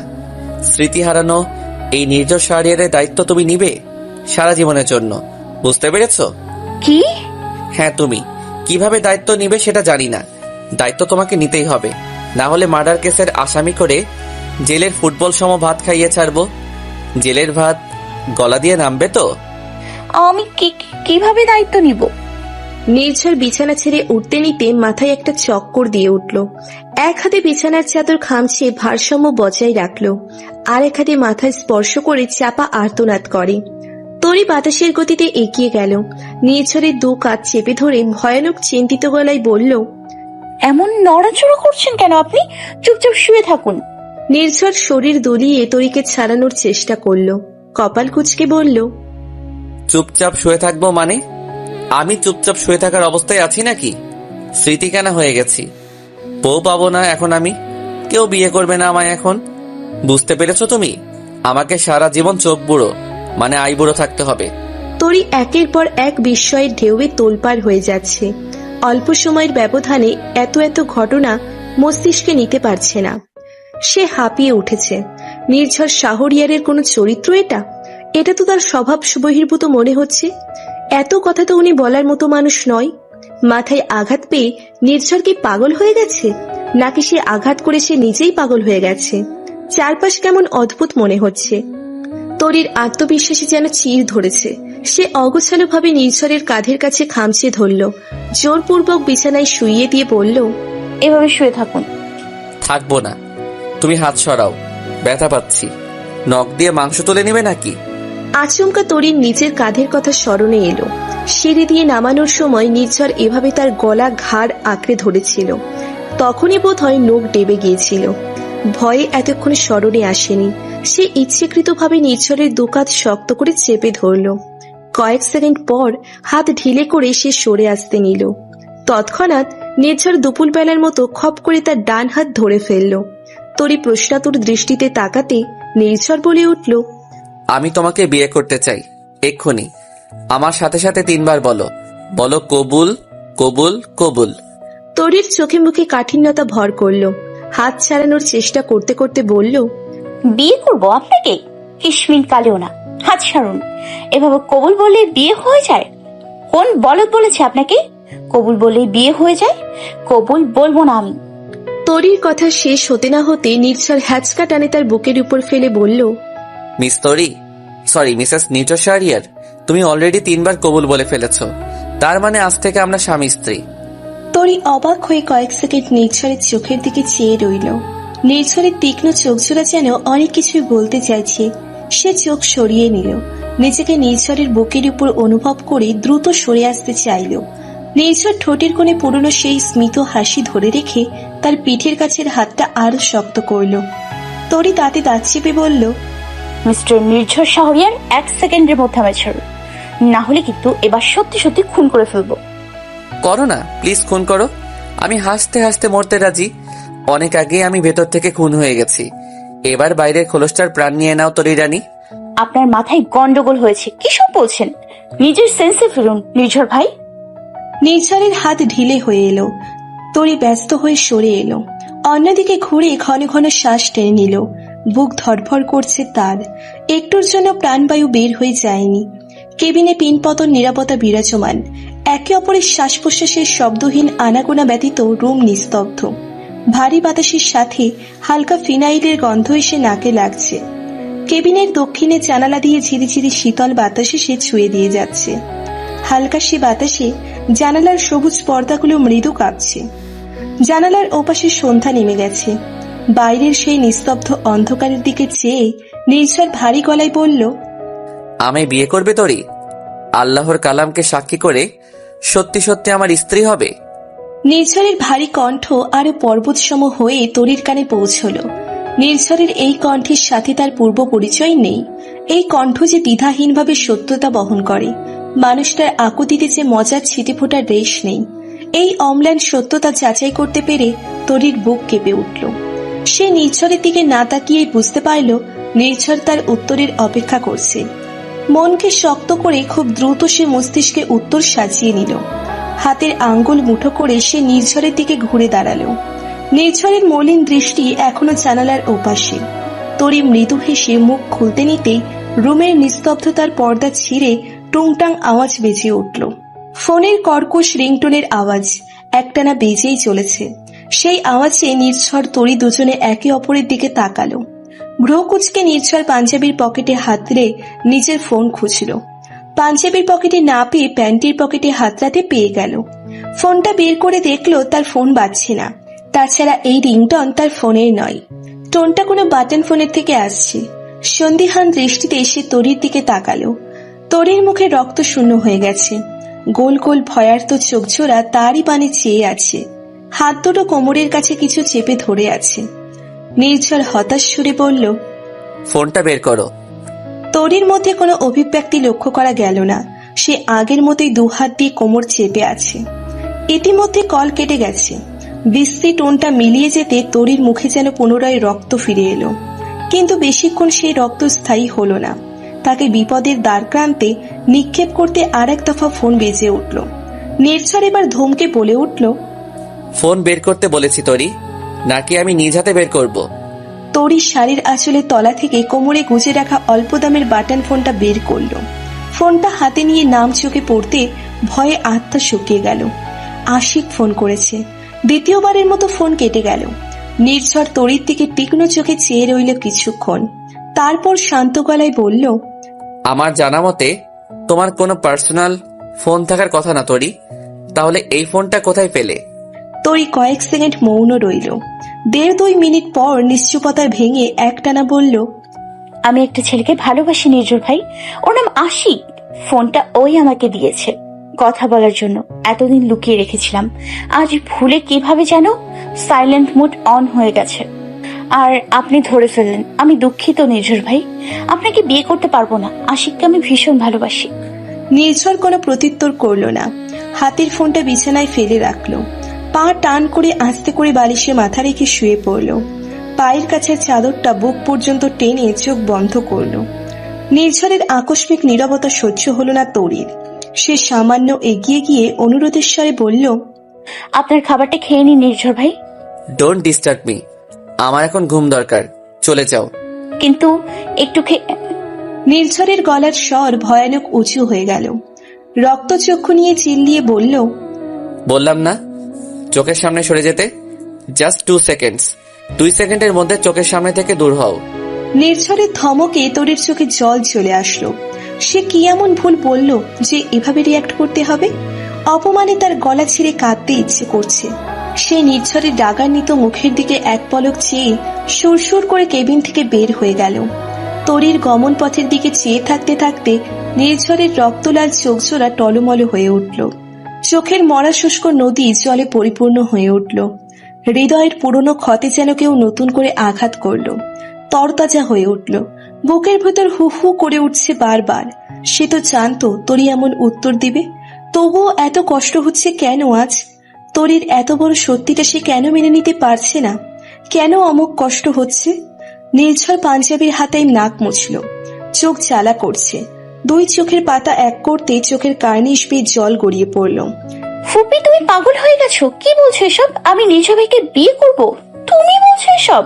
তরির বিস্ময় মাখা মুখ উপেক্ষা করে মমতাজ বেগম সিরিয়াস ভঙ্গিতে বলল, হ্যাঁ আমি বলছি। কেন? নির্ঝরকে তোর পছন্দ নয়? স্মার্ট ও সুদর্শন একটা ছেলে, তীক্ষ্ণ বুদ্ধি সম্পন্ন, মাস্টার্সে অধ্যয়নরত, সাথে ভালো জব করছে। আর কি চাই তোর? তরি হাঁসফাঁস করতে করতে ফুপির সামনে থেকে সরে গেল। তারা নির্ঝরকে হসপিটাল থেকে রিলিজ করে বাড়িতে নিয়ে এসেছে ঘন্টাখানেক হলো। এর মধ্যে বিয়ের কথাবার্তাও চলছে। রুমে কিছুক্ষণ পায়চারি করে আবার মমতাজ বেগমের সামনে দাঁড়িয়ে পড়ল তরি। হতাশ সুরে বলল, নির্ঝর ভাইকে কোনো মেয়ে অপছন্দ করবে না ফুপি, কথা সেটা নয়। কথা হচ্ছে আমি ওনাকে পছন্দ করি না। পছন্দ করি না বলতে এখনই আমি বিয়ে করতে চাই না। তুই না চাইলে কি হবে তরি? তোর বাপ 2 দিন পর পর বাড়িতে পাত্রপক্ষ নিয়ে আসছে। আর তুই ধেই ধেই করে নাচতে নাচতে পাত্রপক্ষের সামনে যাচ্ছিস। দুই পক্ষ মিলে পড়ছে না বলে তোর বিয়েটা হচ্ছে না। মিল যে কোনোদিন পড়বে না তার ইয়ত্তা আছে? তার যে আমার কথা শোন মা, আমার নিঝরকে বিয়ে করে নে। আমি নিশ্চিত নিঝরের মতো করে তোকে ভালো পৃথিবীর কেউ রাখতে পারবে না। আমি রাজি হলেই হলো ফুপি। নির্ঝর ভাইয়ের বাবা মা রাজি হবে না? ওনারা আমার মতো গ্রামে বড় হওয়া, জীবনের শহর না দেখা মেয়েকে অমন ছেলের বউ করবে না নিশ্চয়ই। মমতাজ বেগম মৃদু হাসলেন। তরি যে তাকে কথার প্যাচে ফেলতে চাচ্ছে তা স্পষ্ট বুঝতে পারছেন। তরির মনের কথা তার অজানা নয়, কিন্তু তরির ভবিষ্যৎ সুখের জন্য এটুকু কঠোর তাকে হতেই হবে। তিনি অস্পষ্টভাবে বললেন, তুই খুব ভালো করে আমায় চিনিস তরি। আমি ঝোঁকের মাথায় কোনো সিদ্ধান্ত নেই না। তোরা নিঝরের কথা আমি অনেক আগে থেকে ভেবে রেখেছিলাম। আজকের ঘটনা থেকে মনে হলো তোদের এক করে দেওয়া আমার অন্যতম উচিত কাজ। আমি ইতোমধ্যে নিঝরের বাবা মা, তোর বাবা মা সবার সাথে কথা বলে ফেলেছি। সবাই বেশ খুশি এবং রাজি। কয়েকজন তো রওনা দিয়ে দিয়েছে তাড়াতাড়ি বাড়ি আসার জন্য। শোন, এখন শুধু তোর মতামত প্রয়োজন তরি, কারণ নির্ঝর বলে দিয়েছে তুই মত না দিলে বিয়ে করবে না। তরি ঠোঁট কামড়ে নিজেকে স্থির রাখার চেষ্টা করলো। কিছুতেই মনোবল হারানো চলবে না। সে আশিককে ছাড়া আর কাউকে বিয়ে করবে না। এখন আশিকের কথা সবাইকে বলবে কি করে? বাবা নিশ্চিত তাকে মারধর করবে। কিছুতেই নির্ঝরের মতো ছেলে হাতছাড়া করবে না। তরি আচমকা মমতাজ বেগমের হাত চেপে ধরে কাঁদো কাঁদো গলায় বলল, ফুপি, আমি একটা ছেলেকে ভালোবাসি, ওকেই বিয়ে করব প্লিজ। মমতাজ বেগম হাত ছাড়িয়ে নিলেন। কঠোর কণ্ঠে বললেন, ছেলেটার নাম আশিক, তোর কলেজের সিনিয়র, অনার্স ফাইনাল ইয়ারের স্টুডেন্ট, পলিটিক্যাল লিডার। সারাদিন রাত কলেজে রাস্তাঘাটে গুন্ডা বদমাইশ করে বেড়ায়। তার চেয়ে বড় কথা, ছেলেটার চরিত্র জঘন্য। অমন একটা ছেলের সাথে তোর জীবন জুড়ে দেওয়ার চেয়ে মেরে সাগরে ভাসিয়ে দেব। ফুপি, ও খুব ভালো ছেলে, ওকে যে। চুপ, একদম চুপ। তরি, তুই বিয়ে না করার জন্য হাজারটা কারণ দেখিয়ে অন্য একটা কারণ দেখালে আমি থেমে যেতাম, কিন্তু আশিকের মতো চরিত্রহীন একটা ছেলেকে কারণ হিসাবে দেখালে আমি জোর করে তোর বিয়ে দেব। তরি শব্দ করে কেঁদে উঠল। ফ্লোরে বসে কাঁদতে কাঁদতে বলল, ফুপি, আশিক অনেক ভালো ছেলে। ও আমায় কথা দিয়েছে আমাকে ছাড়া আর কাউকে বিয়ে করবে না, আমাকে ছেড়ে মরে যাবে। মরবে না তরি। তুই যে চোখে কালো পট্টি বেঁধে ঘুরছিস, তোর সেই কালো পট্টি খোলার জন্য হলেও আজ রাতে নিঝরের সাথে তোর বিয়ে দেব আমি। মমতাজ বেগম গটগট করে রুম থেকে বের হয়ে গেলেন। রাত 8টা বাজে। নতুন বউ নিয়ে বরযাত্রীদের ফিরতে ফিরতে রাত 10টা বাজের কথা।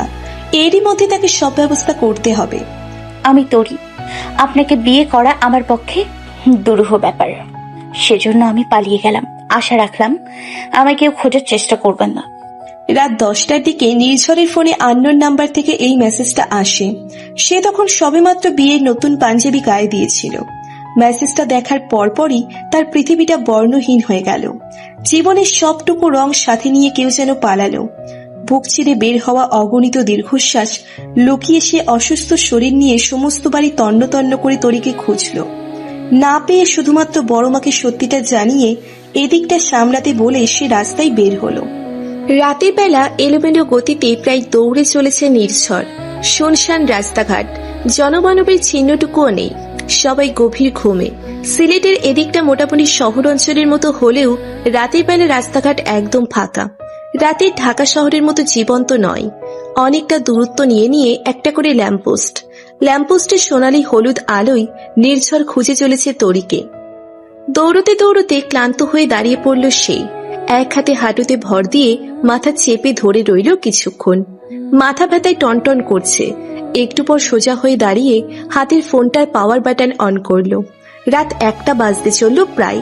এতক্ষণ যাবৎ সে আশেপাশের এলাকা সহ যাবতীয় পরিচিত জায়গায় তরিকে খুঁজেছে। কাছের সমস্ত সিএনজি স্টেশন, মোড়ের দোকান, বাস স্টেশন সহ সমস্ত জায়গা তরিকে খুঁজেছে, কিন্তু কোথাও তরির হদিশ মিলছে না। নির্ঝরের বিধ্বস্ত চেহারা, মাথায় চুল অগোছালো, কিছু চুল ঘামে কপালে লেপ্টে আছে। পরনের পাঞ্জাবি ঘামের শরীরে মিশে গেছে। হঠাৎ করে দুহাতে মুখ ঢেকে ফেলল। সে হারিয়ে ফেলেছে তরিকে, চিরতরে। তার জীবন তরি খেই হারিয়ে অথই সমুদ্রের বুকে তলিয়ে গেল আজ। সে আর বাঁচবে না, বাঁচতে পারে না। জীবন তরি ছাড়া জীবন সমুদ্র পাড়ি দেওয়া সম্ভব নয় যে। পাঞ্জাবির পকেটে রাখা ফোন বেজে উঠল। দ্রুত হাতে নিয়ে সে রিসিভ করল। বড়মা ফোন করেছে। সে কানে ধরে বলল, বড় মা। ফোনের ওপাশে মমতাজ বেগমের উদ্বিগ্ন গলা শোনা গেল। উত্তেজিত কণ্ঠে বলল, নির্ঝর, তোর এর কোনো খোঁজ পেয়েছিস? নির্ঝর অগোছালো ভাবে বলল, না বড় মা। সে কি, কোথায় গেল মেয়েটা? তরিটা যে কি এক কাণ্ড করে বসলো, আমার চিন্তায় গলা শুকিয়ে আসছে। কি করবো এখন নির্ঝর? পরিস্থিতি এমন যে কাউকে জানাতেও পারছি না। আমিও ইতিমধ্যে লোক লাগিয়েছি খোঁজার জন্য। বড় মা, দয়া করে বেশি মানুষকে জানাবেন না প্লিজ। আমি তরিকে খুঁজে বের করব, কিন্তু ওর চরিত্রে ছিটে ফোটা কালি লাগতে দিব না। আমি বিশ্বস্ত মানুষকে বলেছি, ও নিয়ে তুই চিন্তা করিস না। নির্ঝর পায়ের উপর ভর দিয়ে ফ্লোরে বসে পড়ল। হঠাৎ করে সচকিত হয়ে বলল, জীবন ভাইয়া এসেছে? ওদিকের কি অবস্থা? সব আমার নিয়ন্ত্রণে আছে, কেউ কিচ্ছু বুঝতে পারেনি। কাজীকে ফোন করে আসতে বারণ করেছি। বাড়িতে বলেছি এত রাতে ভালো কাজই পাওয়া যাচ্ছে না, তাই আজ বিয়েটা হবে না। এদিকে কথা ছেড়ে দে, তুই আরো খোঁজাখুঁজি কর সব চা। মমতাজ বেগমের বাকি অংশ নির্ঝরের কর্ণকুহরে প্রবেশ করল না। সে তীক্ষ্ণ দৃষ্টিতে কান খাড়া করে আছে। দূর থেকে ট্রেনের মৃদু হুইসেল কানে আসছে, অত্যন্ত ক্ষীণভাবে।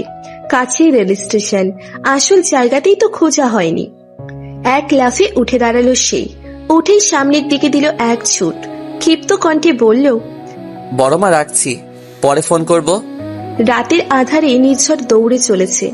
দিক বিদিক ভুলে সে ছুটছে। যতই এগোচ্ছে ট্রেনের হুইসেলের শব্দ কানে তত প্রকট হচ্ছে। রাত 1টা বাজতে চলল। ঢাকাগামী রাতের শেষ ট্রেন ছাড়ার সময় হয়ে গিয়েছে। তাকে এই ট্রেনে উঠতে হবে। এই ট্রেনেই প্রতিটা বগিতে তরিকে শেষ খোঁজা খুঁজতে হবে। নির্ঝর যখন প্রাণপণে দৌড়ে রেল স্টেশনের প্ল্যাটফর্মে পৌঁছালো, ততক্ষণে ট্রেন ছেড়ে দিয়েছে। প্ল্যাটফর্মে মানুষ নেই। সবাই বাদরের মতো জীবন মরণ হাতে নিয়ে ট্রেনের দরজা ধরে ঝুলে আছে। চলন্ত ট্রেনের এই দরজা থেকে ও দরজা, দিক বিদিক জ্ঞানশূন্য হয়ে সে ট্রেনে ওঠার চেষ্টা করলো, কিন্তু তার ট্রেনে জার্নি করার অভ্যেস নেই। অনেক ছোটাছুটি করেও একটা পা রেখে কিছু একটা ধরে ঝুলে পড়ার জায়গাটুকুও পেল না। ট্রেনের বেগ ক্রমেই বেড়ে চলেছে। ঢাকা অন্তর্গামী শেষ ট্রেন সর্পিল গতিতে বাঁক নিয়ে এগিয়ে চলেছে। নির্ঝরের ছুটে চলা শক্তির চেয়ে ট্রেনের ছুট বেড়ে গেল। শেষ বগের দরজাতেও তেল পরিমাণ ঢোকার জায়গা পেল না সে। অসহায় মুখে পরের বগের দরজার দিকে তাকিয়ে দেখে ট্রেন শেষ। এটাই শেষ বগের দরজা। তার ভাবনার মাঝে সাই করে অদৃশ্য হয়ে গেল রাতের শেষ ট্রেন। ছুটে চলল নবদিগন্তে। নির্ঝরের শরীরের সমস্ত ভর ছেড়ে দিল। এলোমেলো গতিতে এগিয়ে গিয়ে রেলওয়ের প্ল্যাটফর্মে পা ঝুলিয়ে বসে পড়ল। চারিদিক নিশ্চুপ, নিরিবিলি। রাতের এই স্টেশনের সর্বত্র একটা মন ভাঙার গল্পে ছেয়ে গেল যেন। চারপাশ মন খারাপের হাহাকারে ভরে উঠল। বাতাসের সাথে সাথে হৃদয় পোড়া গন্ধ মিশে কটু হয়ে উঠল। পাঞ্জাবের হাতা গুটিয়ে হাঁটুর উপর মাথা রেখে চোখ বন্ধ করল নির্ঝর। জীবন কত অদ্ভুত। জীবনের সবটুকু রং যার জন্য ধুয়ে মুছে যত্ন সহকারে রেখেছিল, সে নতুন রঙের ছটা না দিয়ে তার রংটুকু শুষে নিয়ে উধাও হয়ে গেল। সে রংহীন সাদা কালো জীবনটা কি করে পাড়ি দিবে? কি করে? কেটে গেছে অনেক সময়। মাতাল বাতাসের ঝাপটাই সে ছুঁয়ে দিয়ে যেতে নির্ঝর ব্যথাতুর মাথাটা আস্তে করে উঠালো। কিছুক্ষণ রেলওয়ের দিকে চেয়ে রইল। তারপর উদ্ভ্রান্ত দৃষ্টি মেলে আশেপাশে তাকালো। হঠাৎ করেই তার চোখ আটকে গেল রেলওয়ের অপোজিটের প্ল্যাটফর্মের যাত্রী ছাউনিতে বসে থাকা মূর্তিটির উপর। বিমূঢ় হয়ে অসহায় মুখে বসে আছে একটি মেয়ে। এই মুখাকৃতি নির্ঝরের খুব পরিচিত। রাতের পর রাত সে এই মুখ দেখে কাটিয়েছে। সেজন্য দূর থেকে আবছা আলোতেও মুখটা দেখে তার চিনে ফেলতে বিন্দুমাত্র বেগ পেতে হলো না। মেয়েটা যে তরি সেটা বুঝতে পেরে মুখে প্রাপ্তির হাসি ফুটে উঠল। দুহাতে মুখ ঢেকে হু হু করে কেঁদে ফেলল নির্ঝর। নিজের প্রাণভোমরা যেন পুনরায় দেহে ফিরে এলো। সে তরিকে হারিয়ে ফেলেনি, আর হারাতে দিবে না, কিছুতেই না। সে আরো কিছুদিন বাঁচতে চায়। এই রূপ রস গন্ধ ভরা পৃথিবীতে আরো কিছুদিন প্রাণ ভরে নিঃশ্বাস নিতে চাই সে। আর তার বাঁচতে হলে আরো কিছুদিন শ্বাস নিতে চাইলে এই মেয়েটিকে তার পাশে প্রয়োজন। তাকে ছাড়া সে বাঁচবে না। পাঞ্জাবির সামনের পিঠ তুলে চোখ মুখ মুছে ফেলল নির্ঝর। কলায় টেনে উপরের বোতামগুলো ঠিক মতো লাগালো। হাতা ঠিক করে মাথার চুলগুলো হালকা করে গুছিয়ে নিল। নিজেকে ফিটফাট করে লম্বা একটা শ্বাস নিল। যথাসম্ভব স্বাভাবিক রেখে সে যাত্রী ছাউনির দিকে এগিয়ে গেল। ইট সিমেন্টের তৈরি লম্বা মতো বসার জায়গাটাতে তরি মূর্তির ন্যায় বসে আছে। চোখ মুখ ভয়ানক ফোলা, গালে পানির শুষ্ক বলিরেখা এখনো স্পষ্ট। পরনে গ্রে কালারের একটা থ্রি পিস, লম্বা বেনি করা মাথাটা ওড়না দিয়ে ঢেকে আছে। পাশেই কাপড়ের তৈরি অল্প দামি একটা ব্যাগ। নির্ঝর নিঃশব্দে পা ফেলে এগিয়ে গেল। তরির থেকে বেশ দূরত্ব নিয়ে বসে পড়ল। তরির মধ্যে কোনো প্রতিক্রিয়া ঘটল না। তার পাশে যে কেউ বসে পড়েছে তা টের পায়নি। নির্ঝর বেশ বুঝতে পারল তরি নিজের খেয়ালে নেই। সে স্মিত হেসে ফেলল, অতিশয় স্বাভাবিকভাবে বলল, হাই। রাতের নিস্তব্ধতার বুক ছিঁড়ে পরিচিত কণ্ঠ কানে যেতে আঁতকে উঠল তরি। চমকে পাশে তাকালো। নির্ঝরকে স্বাভাবিক দেখে বিস্ফোরিত নয়নে বলল, আপনি? নির্ঝর হাত পা ছড়িয়ে আড়ামোড়া ভাঙার ভঙ্গি করল। তরির দিকে না তাকিয়েই বলল, কেন, তোমার আশিককে আশা করেছিলে? তরি নিশ্চুপ হয়ে গেল। নির্ঝরকে অবাক করে দিয়ে হঠাৎ সে ভ্যাও ভ্যাও করে কান্না শুরু করলো। নাক টেনে বলল, হারামজাদা এখনো আসছে না, আসবে না বোধহয়।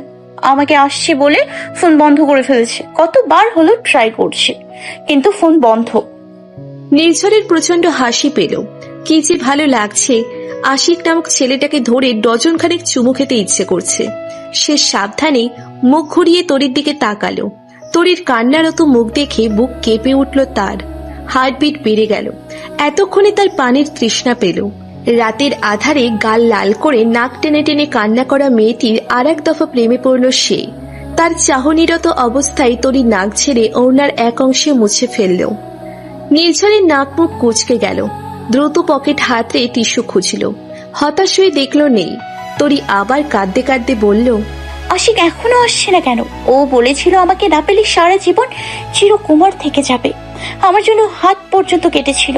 এই তো কিছুদিন আগে আমায় যখন পাত্রপক্ষ প্রথম দেখতে আসে, তখন ওর সে কি কষ্ট পেয়ে আমার ফোন তুলছিল না। কান্না করে বলছিল আমার বিয়ে হয়ে গেলে ও ফ্যানের সাথে লটকে পড়বে। তাহলে আশিক আজ আসছে না কেন? বজ্জাত ছেলে। তরির কান্নার বেগ বেড়ে গেল। নির্ঝর বিড়বিড় করে বলল, তরি কুমারী, আশিক তোমার একার আশিক নয়, সে হাজারো মেয়ের আশিক, সে গণ আশিক। তারপর স্পষ্ট কণ্ঠে ধমকের সুরে বলল, ভেউ ভেউ করে কান্না বন্ধ করো, না তো কান্না করার জন্যেও সুরেলা কণ্ঠ প্রয়োজন, যা তোমার নেই তরি। উল্টো তোমার এই ভাঙা রেকর্ড আমার কানের সব উপকারী ব্যাকটেরিয়া মেরে ফেলেছে। কান্না থামাও। তরির কান্না কিছুটা কমে গেল, একেবারে নির্মূল হলো না। থেকে থেকে তার শরীর কেঁপে উঠছে। একের পর এক হেঁচকি তুলে যাচ্ছে। নির্ঝর একটু এগিয়ে এলো। আধা হাত দূরত্ব বজায় রেখে প্রশ্ন ছুড়ল, কত মাসের সম্পর্ক? আজ দিয়ে 2 মাস 7 দিন, আর 3 দিন পর আমাদের 3rd month অ্যানিভার্সারি। ও মা গো, এতদিনের রিলেশনশিপ! আমি শিহরিত। আরো মাস 2 আগে পালানো উচিত ছিল। তরি অদ্ভুত দৃষ্টিতে নির্ঝরের দিকে তাকালো। চোখের দৃষ্টি সরু করে কপাল কুঁচকে বলল, আপনি কি ব্যঙ্গ করছেন? না, একদম না। দাঁড়াও 1 সেকেন্ড, আমি আসছি। নির্ঝর উঠে দাঁড়ালো। পকেট থেকে ফোন বের করে কিছুটা দূরে গেল। তরির আড়ালে বড়মাকে ফোন করে বলল, আসসালামু আলাইকুম বড়মা। নির্ঝরের অতিরিক্ত স্বাভাবিক কণ্ঠ শুনে ফোনের ওপাশ থেকে চিন্তিত কণ্ঠ ভেসে এলো। রুদ্ধ কণ্ঠে বলে উঠল, নির্ঝর, তোর কোনো খোঁজ পাসনি? বড়মা আমার সাথেই আছে। বাসলাম। মেয়েটা এত অবুঝের মতো একটা কাজ করে বসেছিল। আর ওই ছেলেটার কি খবর? ও কি সাথে আছে? না বড়মা, আশিক বিয়ের কথা শুনে নিজেকে গুটিয়ে নিয়েছে। ফোন বন্ধ রেখে তরির সাথে যোগাযোগ বিচ্ছিন্ন করেছে। আমি ধারণা করেছিলাম এমন কিছুর। আশিকের মতো ছেলেরা কোনো মেয়ের দায়িত্ব নিতে পারে না। তারা বিয়ের মতো পবিত্র সম্পর্ক বহনের যোগ্যতা রাখে না। নির্ঝর মাথা নেড়ে বলল, বড়মা আপনি এক কাজ করুন, বাসার সবাইকে জানিয়ে দিন যে আমি তরিকে জোর করে নিয়ে পালিয়েছি। কারণ আমার ছোটবেলা থেকে পালিয়ে বিয়ে করার ইচ্ছে ছিল। সেই ইচ্ছেকে প্রাধান্য দিয়ে কাজটা করেছি। সবার কাছে ক্ষমা প্রার্থী সেজন্য। আর আমি আজ রাতেই তরিকে নিয়ে ঢাকা ফিরে যাচ্ছি। বাবা মা জীবন ভাইয়ার বিয়ে শেষ করে আসুক। মমতাজ বেগম কিছুক্ষণ চিন্তা করে বললেন, সে না হয় বললাম, কিন্তু। নির্ঝর সামান্য ঘুরে দাঁড়ালো। তরির দিকে চেয়ে বলল, আমি তরিকে কাজী অফিস থেকে বিয়ে করে নিব বড়মা। আপনি শুধু ওদিকটা সামলান। আর সবাইকে যা বোঝানোর এমন করে বোঝাবেন যেন কেউ তরিকে ভুল না বোঝে। প্লিজ। ঠিক আছে, তোরা সাবধানে থাকিস বাবা। নির্ঝর কান থেকে ফোন নামালো। কিছুক্ষণ এক দৃষ্টিতে তরির দিকে তাকিয়ে রইল। তার চোখে মুখে খুশির ঢেউ খেলে যাচ্ছে। সুখের বাঁধ ভাঙা প্লাবনে ভেসে চলেছে সে জীবন তরিতে। তরি ভেজা চোখে তার দিকে তাকাতে নিজের খুশি ভাবনাটা লুকিয়ে ফেলল। তরি ভেজা চোখে তার দিকে তাকাতে নিজের খুশি ভাবটা লুকিয়ে ফেলল। গম্ভীরভাবে সে তরির দিকে এগিয়ে গেল। তরির সামনে দাঁড়িয়ে বলল, চলো। কোথায় যাব? কাজী অফিসে। তরি চমকে বলল, কেন? কাজী অফিসে কেন যায় মানুষ? দাওয়াত খেতে? বিয়ে করবে, চলো। কাকে বিয়ে করব? আশিক তো আসলো না। নির্ঝর একটা হাই তুলে বলল, আশিক আসেনি তো কি হয়েছে? পাত্র তো তোমার হাতে। ওই যে ফোন, বাটন ফোন। আশিকের দেয়া ফোনকে বিয়ে করবে তুমি। কি মাথা খারাপ হয়ে গেছে আপনার? না, মাথা ইজ টোটালি ফাইন। আগেকার পৌরাণিক কাহিনীতে শোনোনি, বর কোনো কারণে বিয়েতে অনুপস্থিত থাকলে বরের ব্যবহৃত জিনিস বা তার থেকে পাওয়া কোনো জিনিসের সাথে বিয়ে পড়িয়ে দেওয়া হতো। আজ আমি সেটাই করব। আশিকের অনুপস্থিতিতে তার দেয়া অতি প্রিয় ফোনটাকে বিয়ে করবে তুমি। আজ রাত থেকে ওই ফোনই হবে তোমার স্বামী। আমি সাক্ষী থাকবো। আর দেরি করো না, চলো চলো। আমি নিজস্ব শাহরিয়ার, ওয়ান ওয়ার্ড ম্যান। তোমাকে ফোনের সাথে বিয়ে না দেওয়া পর্যন্ত আমি জল স্পর্শ করব না। তারপর এই গল্পের বাকি অংশে কি হয়েছিল সেটা জানতে হলে অবশ্যই এই চ্যানেলটি সাবস্ক্রাইব করে রাখতে হবে এবং পাশের বেল বাটনটি ক্লিক করে বাজিয়ে দিতে হবে। এত করে আমরা গল্প আপলোড দেওয়ার সাথে সাথে আপনাদের কাছে নোটিফিকেশন পৌঁছে যাবে। ফোনের সাথে বিয়ে? নির্ঝর ভাই, আপনি অসুস্থ। আপনার মাথা অসুস্থ। এই অবস্থায় মজা করছেন? তরির বিস্মিত মুখের কথা শুনে নির্ঝর কিছুটা কাজ ঘেঁষে এলো তার। ভয়ে সে মাথাটা একটু পিছিয়ে নিল। নির্ঝর সামান্য ঝুঁকে রাগান্বিত স্বরে বলল, তোমার মনে হয় আমি মজা করছি? গালে দুটো পড়লে মজা টের পাবে। উঠে পড়ো। নির্ঝরের ধমক শুনে তরি সুরসুর করে উঠে পড়ল। সে অদ্ভুত দৃষ্টিতে নির্ঝরের দিকে তাকিয়ে আছে। নির্ঝরের কার্যকলাপ, কথাবার্তা সব খাপছাড়া। কেমন অসংলগ্ন তার ব্যবহার। তার হুট করে ভয় লাগতে শুরু করলো এই ছেলেটিকে। নির্ঝর আর অপেক্ষা করল না, হাঁটা শুরু করলো। কিছু দূর যেতে পেছন ঘুরে দাঁড়িয়ে পড়ল। তাকে দাঁড়াতে দেখে তরিও দাঁড়িয়ে পড়ে। ভয়ে ভয়ে বলে উঠল, কি হলো আবার? থেমে গেলেন যে? তোমার ঝোলাটা কার আশায় ফেলে রেখে এলে? আশিকের জন্য? অতি উত্তম। আশিকের অন্তত 2 বছর আর জামা কাপড় কিনতে হবে না। তোমার ড্রেসগুলো দিয়ে আরামসে চলে যাবে। বলে নির্ঝর অপেক্ষা করল না, আবার হাঁটা শুরু করলো। তরি জিভ কাটলো। এতটা ভুলো মনে হলে চলবে কি করে? সে দৌড়ে পেছনে গিয়ে কাপড়ের ব্যাগটা হাতে নিল। আবার এক দৌড়ে এসে নির্ঝরের পিছু ধরল। প্ল্যাটফর্ম পেরিয়ে কিছু দূর এগোতে নির্ঝরের হাতে আচমকা টান পড়ল। ঘুরে দাঁড়ানোর আগে তরির কম্পিত কণ্ঠের চিৎকার ভেসে এলো। সে তাকিয়ে দেখল তরি দুহাতে তার বাহু আঁকড়ে ধরে নিজেকে ছাড়ানোর চেষ্টা করছে। নিচের দিকে তাকিয়ে কপাল কুঁচকে এলো নির্ঝরের। রাস্তার ধারে শুয়ে থাকা একটা পাগল তরির বাম পা চেপে ধরেছে। তরি প্রাণপণ চেষ্টা করছে নিজেকে ছাড়ানোর জন্য, কিন্তু পেরে উঠছে না। নির্ঝরের বাহু চেপে রাখা তরির হাত দুটোর দিকে এক পলক তাকালো সে। তারপর তরির ভয়ার্ত মুখের দিকে চেয়ে দ্রুত পকেট হাতে কিছু খুচরো টাকা বের করলো। পাগলটার সামনে বাড়িয়ে দিয়ে ইশারায় পা ছাড়তে বলল। পাগলটা তরির পা ছেড়ে লুফে টাকাটা নিয়ে নিল। খুশিতে তার চোখ দুটো চকচক করছে। নির্ঝর তরির দিকে চেয়ে তাচ্ছিল্যের সুরে বলল, এই মাঝরাতে আমায় এতটা হেনস্থা করার জন্য তোমায় কি শাস্তি দেওয়া যায় বলো তো? তরি কাঁদো কাঁদো হয়ে নির্ঝরের বাহু ছেড়ে দিল। মাথা নত করে ধীর পায়ে এগিয়ে গেল। দুজন স্টেশন পেরিয়ে বড় রাস্তায় কিছু দূর আসতে তরি ক্ষীণস্বরে বলল, পানি খাবো নির্ঝর ভাই, গলা শুকিয়ে গেছে। নির্ঝরের পা থেমে গেল ক্ষণিকের জন্য। আর চোখে আলো অন্ধকারের খেলায় মেতে ওঠা মেয়েটির দিকে তাকালো। শুকনো ঢোক গিলে খুব দ্রুত চোখ সরিয়ে নিল। ছোট করে শ্বাস নিয়ে তিক্ত কণ্ঠে বলল, পানি খাবো বললেই তো আর পানি পাওয়া যাবে না। প্রথমত আমি ব্রত করেছি তোমার বিয়ে না দেওয়া পর্যন্ত জল স্পর্শ করব না। দ্বিতীয়ত 4 ঘন্টা যাবত আমার পানি পিপাসা পেয়েছে, তবুও পানি দিয়ে গলা ভেজাচ্ছি না।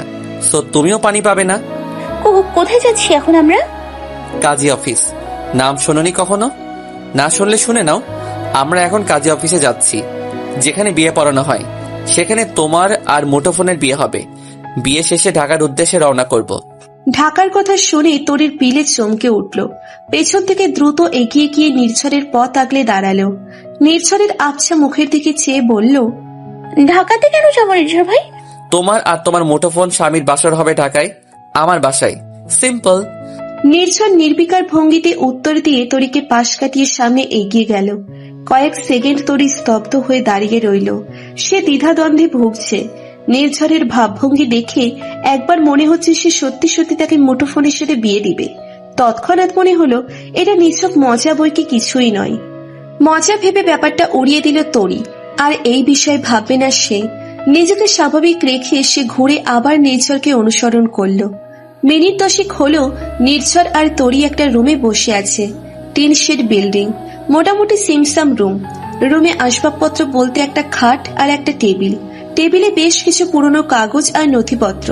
দেওয়ালের সাথে গত বছরের একটা ক্যালেন্ডার ঝুলছে। রুমের মাঝামাঝি প্লাস্টিকের চেয়ারে বসে আছে নির্ঝর আর তরি। তরি কাপড়ের তৈরি ব্যাগটা কোলের উপর নিয়ে উদ্গ্রীব হয়ে আছে। ঘন ঘন চোখের পলক ফেলে সে একবার বহির্গমন গেটের দরজার দিকে তাকাচ্ছে, একবার নির্ঝরের দিকে তাকাচ্ছে। নির্ঝর চুপচাপ পায়ের উপর পা তুলে নির্বিকার ভাবে বসে আছে। চেয়ারের সাথে পিঠ লাগিয়ে সে ফ্লোরের দিকে চেয়ে আছে।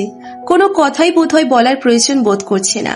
অথচ তরির অনেক কিছু জিজ্ঞেস করার আছে, অনেক কিছু জানার আছে। সে কৌতূহল দমিয়ে রাখতে না পেরে বলে ফেলল, আর কতক্ষণ এভাবে বসে থাকবো? যতক্ষণ না কাজে আসছে। ফ্লোরে দৃষ্টি নিবদ্ধ করেই নির্ঝর চটপট উত্তর দিল। তরি সাংঘাতিক ভয় পেয়ে গেল। শেষমেশ তার মান সম্মান কিছুই রইল না। ফোনের সাথে এত ঘটা করে তাকে বিয়ে দিয়ে দিবে নির্ঝর তা এখনো বিশ্বাস করতে পারছে না। সে অনুনয়ের সুরে বলল, আমার ভুল হয়ে গেছে নির্ঝর ভাই, মাফ করে দিন, প্লিজ মাফ করে দিন। নির্ঝর চোখ তুলে তাকালো। তরির অশ্রুসিক্ত চোখের দিকে চোখ পড়তে একটু নড়ে উঠল। খোলা দরজা দিয়ে কিছুক্ষণ চেয়ে বাইরের পরিস্থিতি ঠাউর করার চেষ্টা করলো। ওপাশে নিস্তব্ধ দেখে মুখ ঘুরিয়ে নিল। ছো মেরে ওহির হাতের ফোনটা ছিনিয়ে নিল সে। গলা খাকারি দিয়ে বলল, কাজী সাহেব যেহেতু আসতে একটু লেট করছে, সেহেতু আমি বিয়ে পড়ানো শুরু করি, কি বলো? না। চুপচাপ যা যা করতে বলবো সেটা করবে। তরির ভয়াতুর দৃষ্টি সম্পূর্ণ উপেক্ষা করে নির্ঝর বলা শুরু করলো, তোমার আশিকের ফুল নেম যেন কি? আচ্ছা বাদ দাও, আমি বলছি। সিলেটের হবিগঞ্জ নিবাসী জনাব আশিক কান্টোর একমাত্র প্রিয় বস্তু মোবাইল ফোন। একটা জলজান্ত সুদর্শন পুরুষ নির্ঝর শাহরিয়ারকে দেনমোহর রেখে একই এলাকার তোফাজ্জল হোসেনের একমাত্র কন্যা মিস তাহনুবা মেহের তরিকে বিবাহ করিতে আসিয়াছে। মনে প্রাণে তাহাকে স্বামী হিসেবে গ্রহণ করিলে বলো মা, সরি বলো তরি কবুল। তরি হাঁ করে নির্ঝরের মুখপানে চেয়ে আছে। নিজেকে তার কেমন অনুভূতি শূন্য মনে হচ্ছে। কোলের উপরের ব্যাগটা অনেক আগে খসে পড়েছে। সে বিড়বিড় করে বলে উঠল, আপনি পাগল হয়ে গেছেন, আপনি আপনি পাগল হয়ে গেছেন, আপনি পাগল হয়ে গেছেন। নির্ঝরের কান অব্দি সে কথা পৌঁছল কিনা সে জানে। সে আগের থেকে দ্বিগুণ উৎসাহ নিয়ে বলল, 3 বার কবুল বলো। বলছো না কেন? বলবো না। তরির স্পষ্ট সুর শুনে মুহূর্তে নির্ঝরের মুখভঙ্গি পাল্টে গেল। চোখে মুখে এসে ভর করল রাজ্যের সমস্ত রাগ। দাঁত কিরমির করে সে বলল, থাপ্পড় খাবে নাকি কবুল বলবে? বলবো না কবুল, আপনি একটা মানসিক রোগী। নির্ঝর আর কথা বাড়ালো না। শটান উঠে দাঁড়িয়ে পড়ল। দাঁত চেপে তরির দিকে কষিয়ে হাত ওঠালো থাপ্পড় মারার জন্য। শেষ মুহূর্তে তরি মাথা সামান্য ঘুরিয়ে মুখ ঢেকে ফেলল। একটুর জন্য তার গালে থাপ্পড় পড়ল না। ভয় পেয়ে সে কেঁদে দিয়েছে অলরেডি। কাঁদতে কাঁদতে নির্ঝরের দিকে চেয়ে সে পরপর 3 বার বলল, কবুল কবুল কবুল। নির্ঝরের ঠোঁটের কোণে বরাবরের মতো স্মিত হাসি ফুটে উঠল। ফিচেল হেসে ফের চেয়ার টেনে বসে পড়ল। ফোনটা নেড়ে চেড়ে বলল, তোমার বর তো বোবা, এ তো কবুল বলতে পারবে না। এর হয়ে আমি বলে দিচ্ছি, আর দেনমোহর হিসেবে আজ তো আমি আছি। তোমার বর মারা গেলে বা তোমাদের ডিভোর্স হয়ে গেলে দেনমোহর হিসেবে আমাকে পাচ্ছ তুমি। কত লাকি তুমি দেখেছো? এটুকু বলে মেকি হাসল নির্ঝর। গলার টোন পাল্টে তরির দিকে চেয়ে 3 বার কবুল বলল। তারপর ভ্রু উঁচিয়ে ফোনটা তরির সামনে মেলে ধরে বলল, আজ থেকে তোমরা স্বামী স্ত্রী। কিন্তু তোমার বড়ই দুর্ভাগ্য তরি, মাত্র বিয়ে হলো অথচ এখনই তোমার এত প্রিয় স্বামীকে হারাতে হবে। বিধবা হয়ে যাবে তুমি। আহারে। তরির কথার ঝুলি যেন শূন্য হয়ে গিয়েছে। সে শুধু অবাক হয়ে নির্ঝরের কর্মকাণ্ড দেখছে। নির্ঝর তার থেকে দৃষ্টি সরিয়ে ফোনের সিম খুলে ফেলল। সিমের এপিট ওপিট দেখে হঠাৎ করে অল্প একটু চাপে ভেঙে 3 টুকরো করে ফেলল। ঠোঁটের কোণে ফিচেল হাসি ধরে রেখে বলল, বড়ই দুঃখজনক ব্যাপার। বিয়ের প্রথম রাতে তোমার স্বামীর হার্ট অ্যাটাক হয়ে গেল। এবার সে মারা যাবে, তুমি বিধবা হবে। চিন্তা করো না, তখন তোমায় আমি বিয়ে করব। বিধবা বিয়ে করা পুণ্যের কাজ। বলে নির্ঝর 1 সেকেন্ড অপেক্ষা করল না, ফোনটা সর্বশক্তি দিয়ে ফ্লোরে ছুঁড়ে মারল। এক ঢিলে সেটার পার্সগুলো চারিদিকে ছড়িয়ে ছিটিয়ে গেল। ভয়ে তরির অন্তরাত্মা কেঁপে উঠল। মুখ দিয়ে অস্ফুট শব্দ বের হতে সে দ্রুত মুখ চেপে ধরল। নির্ঝরের মুখ থেকে হাসি গায়েব হয়ে গিয়েছে। সমস্ত মুখ জুড়ে কেমন চাপা রাগ ফুটে উঠেছে। চোখ জোড়া ধীরে ধীরে রং পাল্টাচ্ছে যেন। তরি আর কিছু বলার ফুরসত পেল না। বাহির থেকে মিলিত পদধ্বনির আওয়াজ আসছে। নির্ঝর গলার স্বর উঁচু করে ডাকলো, আঙ্কেল ভেতরে আসুন, আর তাড়াতাড়ি করে সব প্রসেস কমপ্লিট করুন।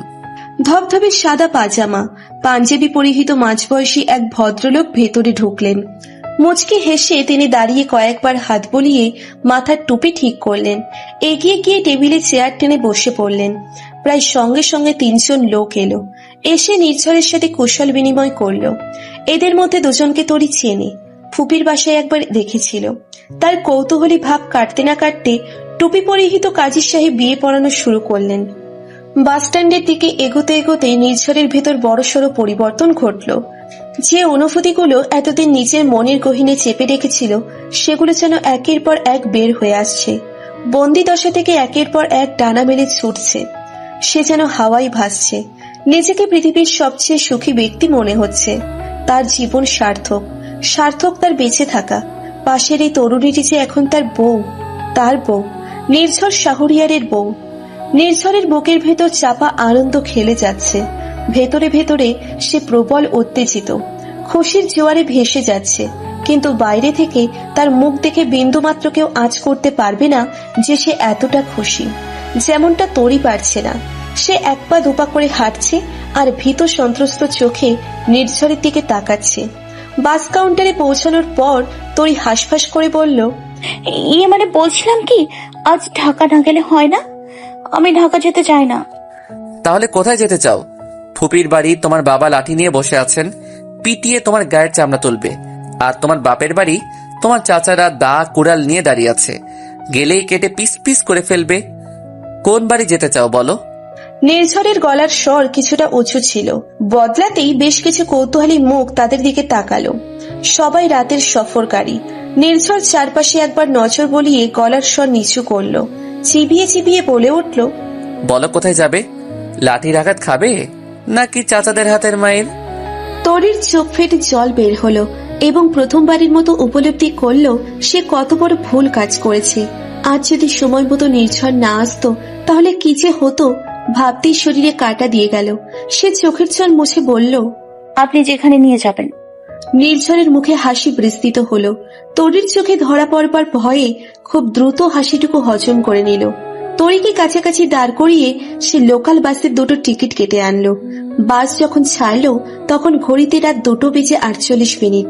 জানালা ঘেঁষে তরিকে বসিয়ে তার পাশে নির্ঝর বসে পড়ল।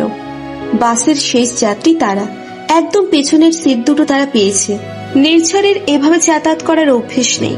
বাবার ব্যক্তিগত গাড়িতেই যাতায়াত করে অভ্যস্ত সে। কদাচিৎ বাসে উঠেছে বন্ধুদের সাথে, কিন্তু সেগুলো ছিল খুবই অল্প সময়ের জন্য। আজ লং জার্নিতে তার প্রচন্ড ভয় করছে। নিজেকে নিয়ে নয়, তরিকে নিয়ে। সে অসুস্থ হয়ে পড়লে তরিকে সামলাবে কে? তার জানা মতে তরির এটা প্রথম ঢাকার জার্নি। সিটে গা এলিয়ে দেওয়ার পর নির্ঝর বুঝতে পারল সে বেশ অসুস্থ। মাথার আঘাতের জায়গা ব্যথায় টনটনে, প্রচন্ড ভার হয়ে আছে সেই সাথে। সে চোখ ঘুরিয়ে তরির দিকে তাকালো। বাসের ক্ষীণ লাইটের আলোতে দেখল তরির মুখে কোনো দুশ্চিন্তার ছাপ নেই, বরং সে কৌতূহল নিয়ে জানালা দিয়ে তাকিয়ে আছে। বাসের সাথে পাল্লা দিয়ে ছুটে চলা একের পর এক বহির্গমন দৃশ্যের দিকে চেয়ে আছে। নির্ঝর তরির দিকে চেয়ে থেকেই ক্লান্ত চোখজোড়া বন্ধ করলো। কিছু সময় কেটে যেতেই আচমকা প্রবল ঝাঁকুনি অনুভব করলো সে। বাসের একদম পেছনে হওয়ায় ঝাঁকুনিটা যেন কয়েক গুণ বেশি হলো। ডান হাত দিয়ে সিটের হাতল চেপে নিজেকে নিয়ন্ত্রণ করতে কয়েক সেকেন্ডের বিনিময়ে তৃতীয় ঝাঁকি খেল নির্ঝর। সঙ্গে সঙ্গে ব্যথায় মৃদু আর্তনাদ করে চোখ খুলল সে। তাকিয়ে দেখল তরি হুমড়ি খেয়ে তার কোলের উপর আছড়ে পড়েছে। ভয়ার্ত মুখে তার পাঞ্জাবির কলার চেপে ধরে আছে। নির্ঝর এক হাতে তাকে জড়িয়ে বলল, আর একটু চিকন হওয়া উচিত ছিল তোমার, তাহলে প্রথম ঝাঁকুনি খেয়ে সরাসরি বুকে এসে পড়তে, কয়েক সেকেন্ড কষ্ট কম হতো আমার। নির্ঝরের নিচু স্বরের কথাগুলো কানে যেতে তরির কান দিয়ে ধোঁয়া বের হওয়া শুরু হলো। লজ্জায় কুকড়ে দ্রুত মাথা নিচু করে পাঞ্জাবির কলার ছেড়ে দিল। তারপর হুড়মুড় করে নির্ঝরের হাত ঠেলে সিটে বসলো। মাঝে অনেকখানি দূরত্ব রেখে জানালার সাথে সেটে গেল সে। বাসের ঝাঁকুনি থেমে গেছে অনেক আগে। নির্ঝর আবার হাত পা ছড়িয়ে দিল। তরির দিকে চেয়ে অগোছালো ভাবে বলল, তরি, পানির বোতল এগিয়ে দাও তো। বোতলের মুখ খুলে দিবে। তোমাকে খুঁজতে খুঁজতে আমার সব শক্তি কর্পূরের মতো উবে গেছে। তরি সিটের পাশ থেকে দ্রুত বোতল হাতে নিল। বোতলে অর্ধেক পানি, বাকি অর্ধেক সে বাসে ওঠার আগে শেষ করেছে। বোতলের মুখ খুলে সে নির্ঝরের দিকে বাড়িয়ে দিল। বোতল নেওয়ার সময় নির্ঝর হালকাভাবে তার হাত ছুঁয়ে দিল। ইচ্ছাকৃত ভাবে কিনা তরি বুঝতে পারল না, তবে বুকের ভেতর কেঁপে উঠল। হাতটা গুটিয়ে নিয়ে নির্ঝরের স্পর্শ করার জায়গায় বাম হাত রাখতে মনে পড়ল নির্ঝরের হাত অনেক গরম ছিল। জ্বর আসেনি তো? সে ক্ষিপ্র গতিতে এগিয়ে এলো। শটান নির্ঝরের কপালে হাত ছুঁয়ে চিন্তিত মুখে চেয়ে রইল। আস্তে আস্তে তার কপাল কুঁচকে গেল। স্পষ্ট সুর তুলে বলল, আপনার জ্বর এসছে নির্ঝর ভাই, শরীর তো জ্বরে পড়ে যাচ্ছে। অবাক হলেও খচ করে ভাই শব্দটা নির্ঝরের বুকে গিয়ে বিঁধল। সে মাথাটা সামান্য কাত করে তরির স্পর্শের বাইরে চলে গেল। কাট কাট গলায় বলল, পুড়ছে পুড়ুক, তোমাকে এত দরদ দেখাতে বলেছে কে? আপনার কথা পেঁচিয়ে যাচ্ছে নির্ঝর ভাই, চুপচাপ থাকুন। কথা পেঁচিয়ে যাচ্ছে, আরো যাবে, তাতে তোমার কি? ক্রেজি স্টুপিড, 6 কবুল বলে 2 বার বিয়ে করে এখন ভাই বলে ডাকা হচ্ছে। ঢাকা গিয়ে আবার তোমায় বিয়ে করব, প্রয়োজনে 1000 বার বিয়ে করব, তবুও দেখে ছাড়বো তুমি কতদিন ভাই বলে ডাকো। নির্ঝরের দুর্বল কণ্ঠের সব কথা তরির কান অব্দি পৌঁছল না। সে চিন্তিত মুখে সামনে তাকালো।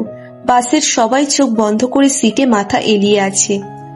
ঘুমিয়ে পড়েছে অনেকে, অনেকে আবার ঘুমানোর চেষ্টা করছে। তার জার্নিতে কখনো ঘুম হয় না। চলন্ত গাড়িতে মনে হয় যখন তখন দুর্ঘটনা ঘটে যাবে। নির্ঝরের দিকে পুনরায় মনোযোগ দিল তরি। কেমন নেতিয়ে পড়ছে ধীরে ধীরে। জোরপূর্বক খুলে রাখা চোখ দুটো পিটপিট করে তার দিকে চেয়ে আছে। আধ খোলা চোখ লাল বর্ণ ধারণ করেছে। তরি দ্বিতীয়বার চিন্তা না করে নির্ঝরের মাথাটা কাঁধের উপর রাখতে চাইল। মাথায় হাত রেখে সামান্য এলিয়ে দিতেই নির্ঝর তার কাঁধ পেরিয়ে গুটিসুটি হয়ে তার কোলে শুয়ে পড়ল। প্রথমে তরি চমকালেও দ্রুত নিজেকে সামলে নিল। ব্যাগ হাতড়ে লম্বা ওড়না বের করে তার এক অংশ ভিজিয়ে নিল। নির্ঝরের মুখটা মুছে দিয়ে কপালে ভেজা অংশ চেপে ধরে রাখল। আর এক হাতে সাবধানে মাথার স্যালাইনের জায়গা বাদ রেখে চুলে হাত ছোয়ালো। নির্ঝর চোখ বন্ধ করে অচেতন হয়ে পড়ে আছে। সেন্স আছে কিনা তা নিয়ে তরি চিন্তিত। সে কানের কাছে মুখ নিয়ে কয়েকবার ডাকলো, নির্ঝর ভাই, নির্ঝর ভাই। নির্ঝর দুর্বলভাবে একটা হাত উঁচু করে মাছি তাড়ানোর ভঙ্গি করলো।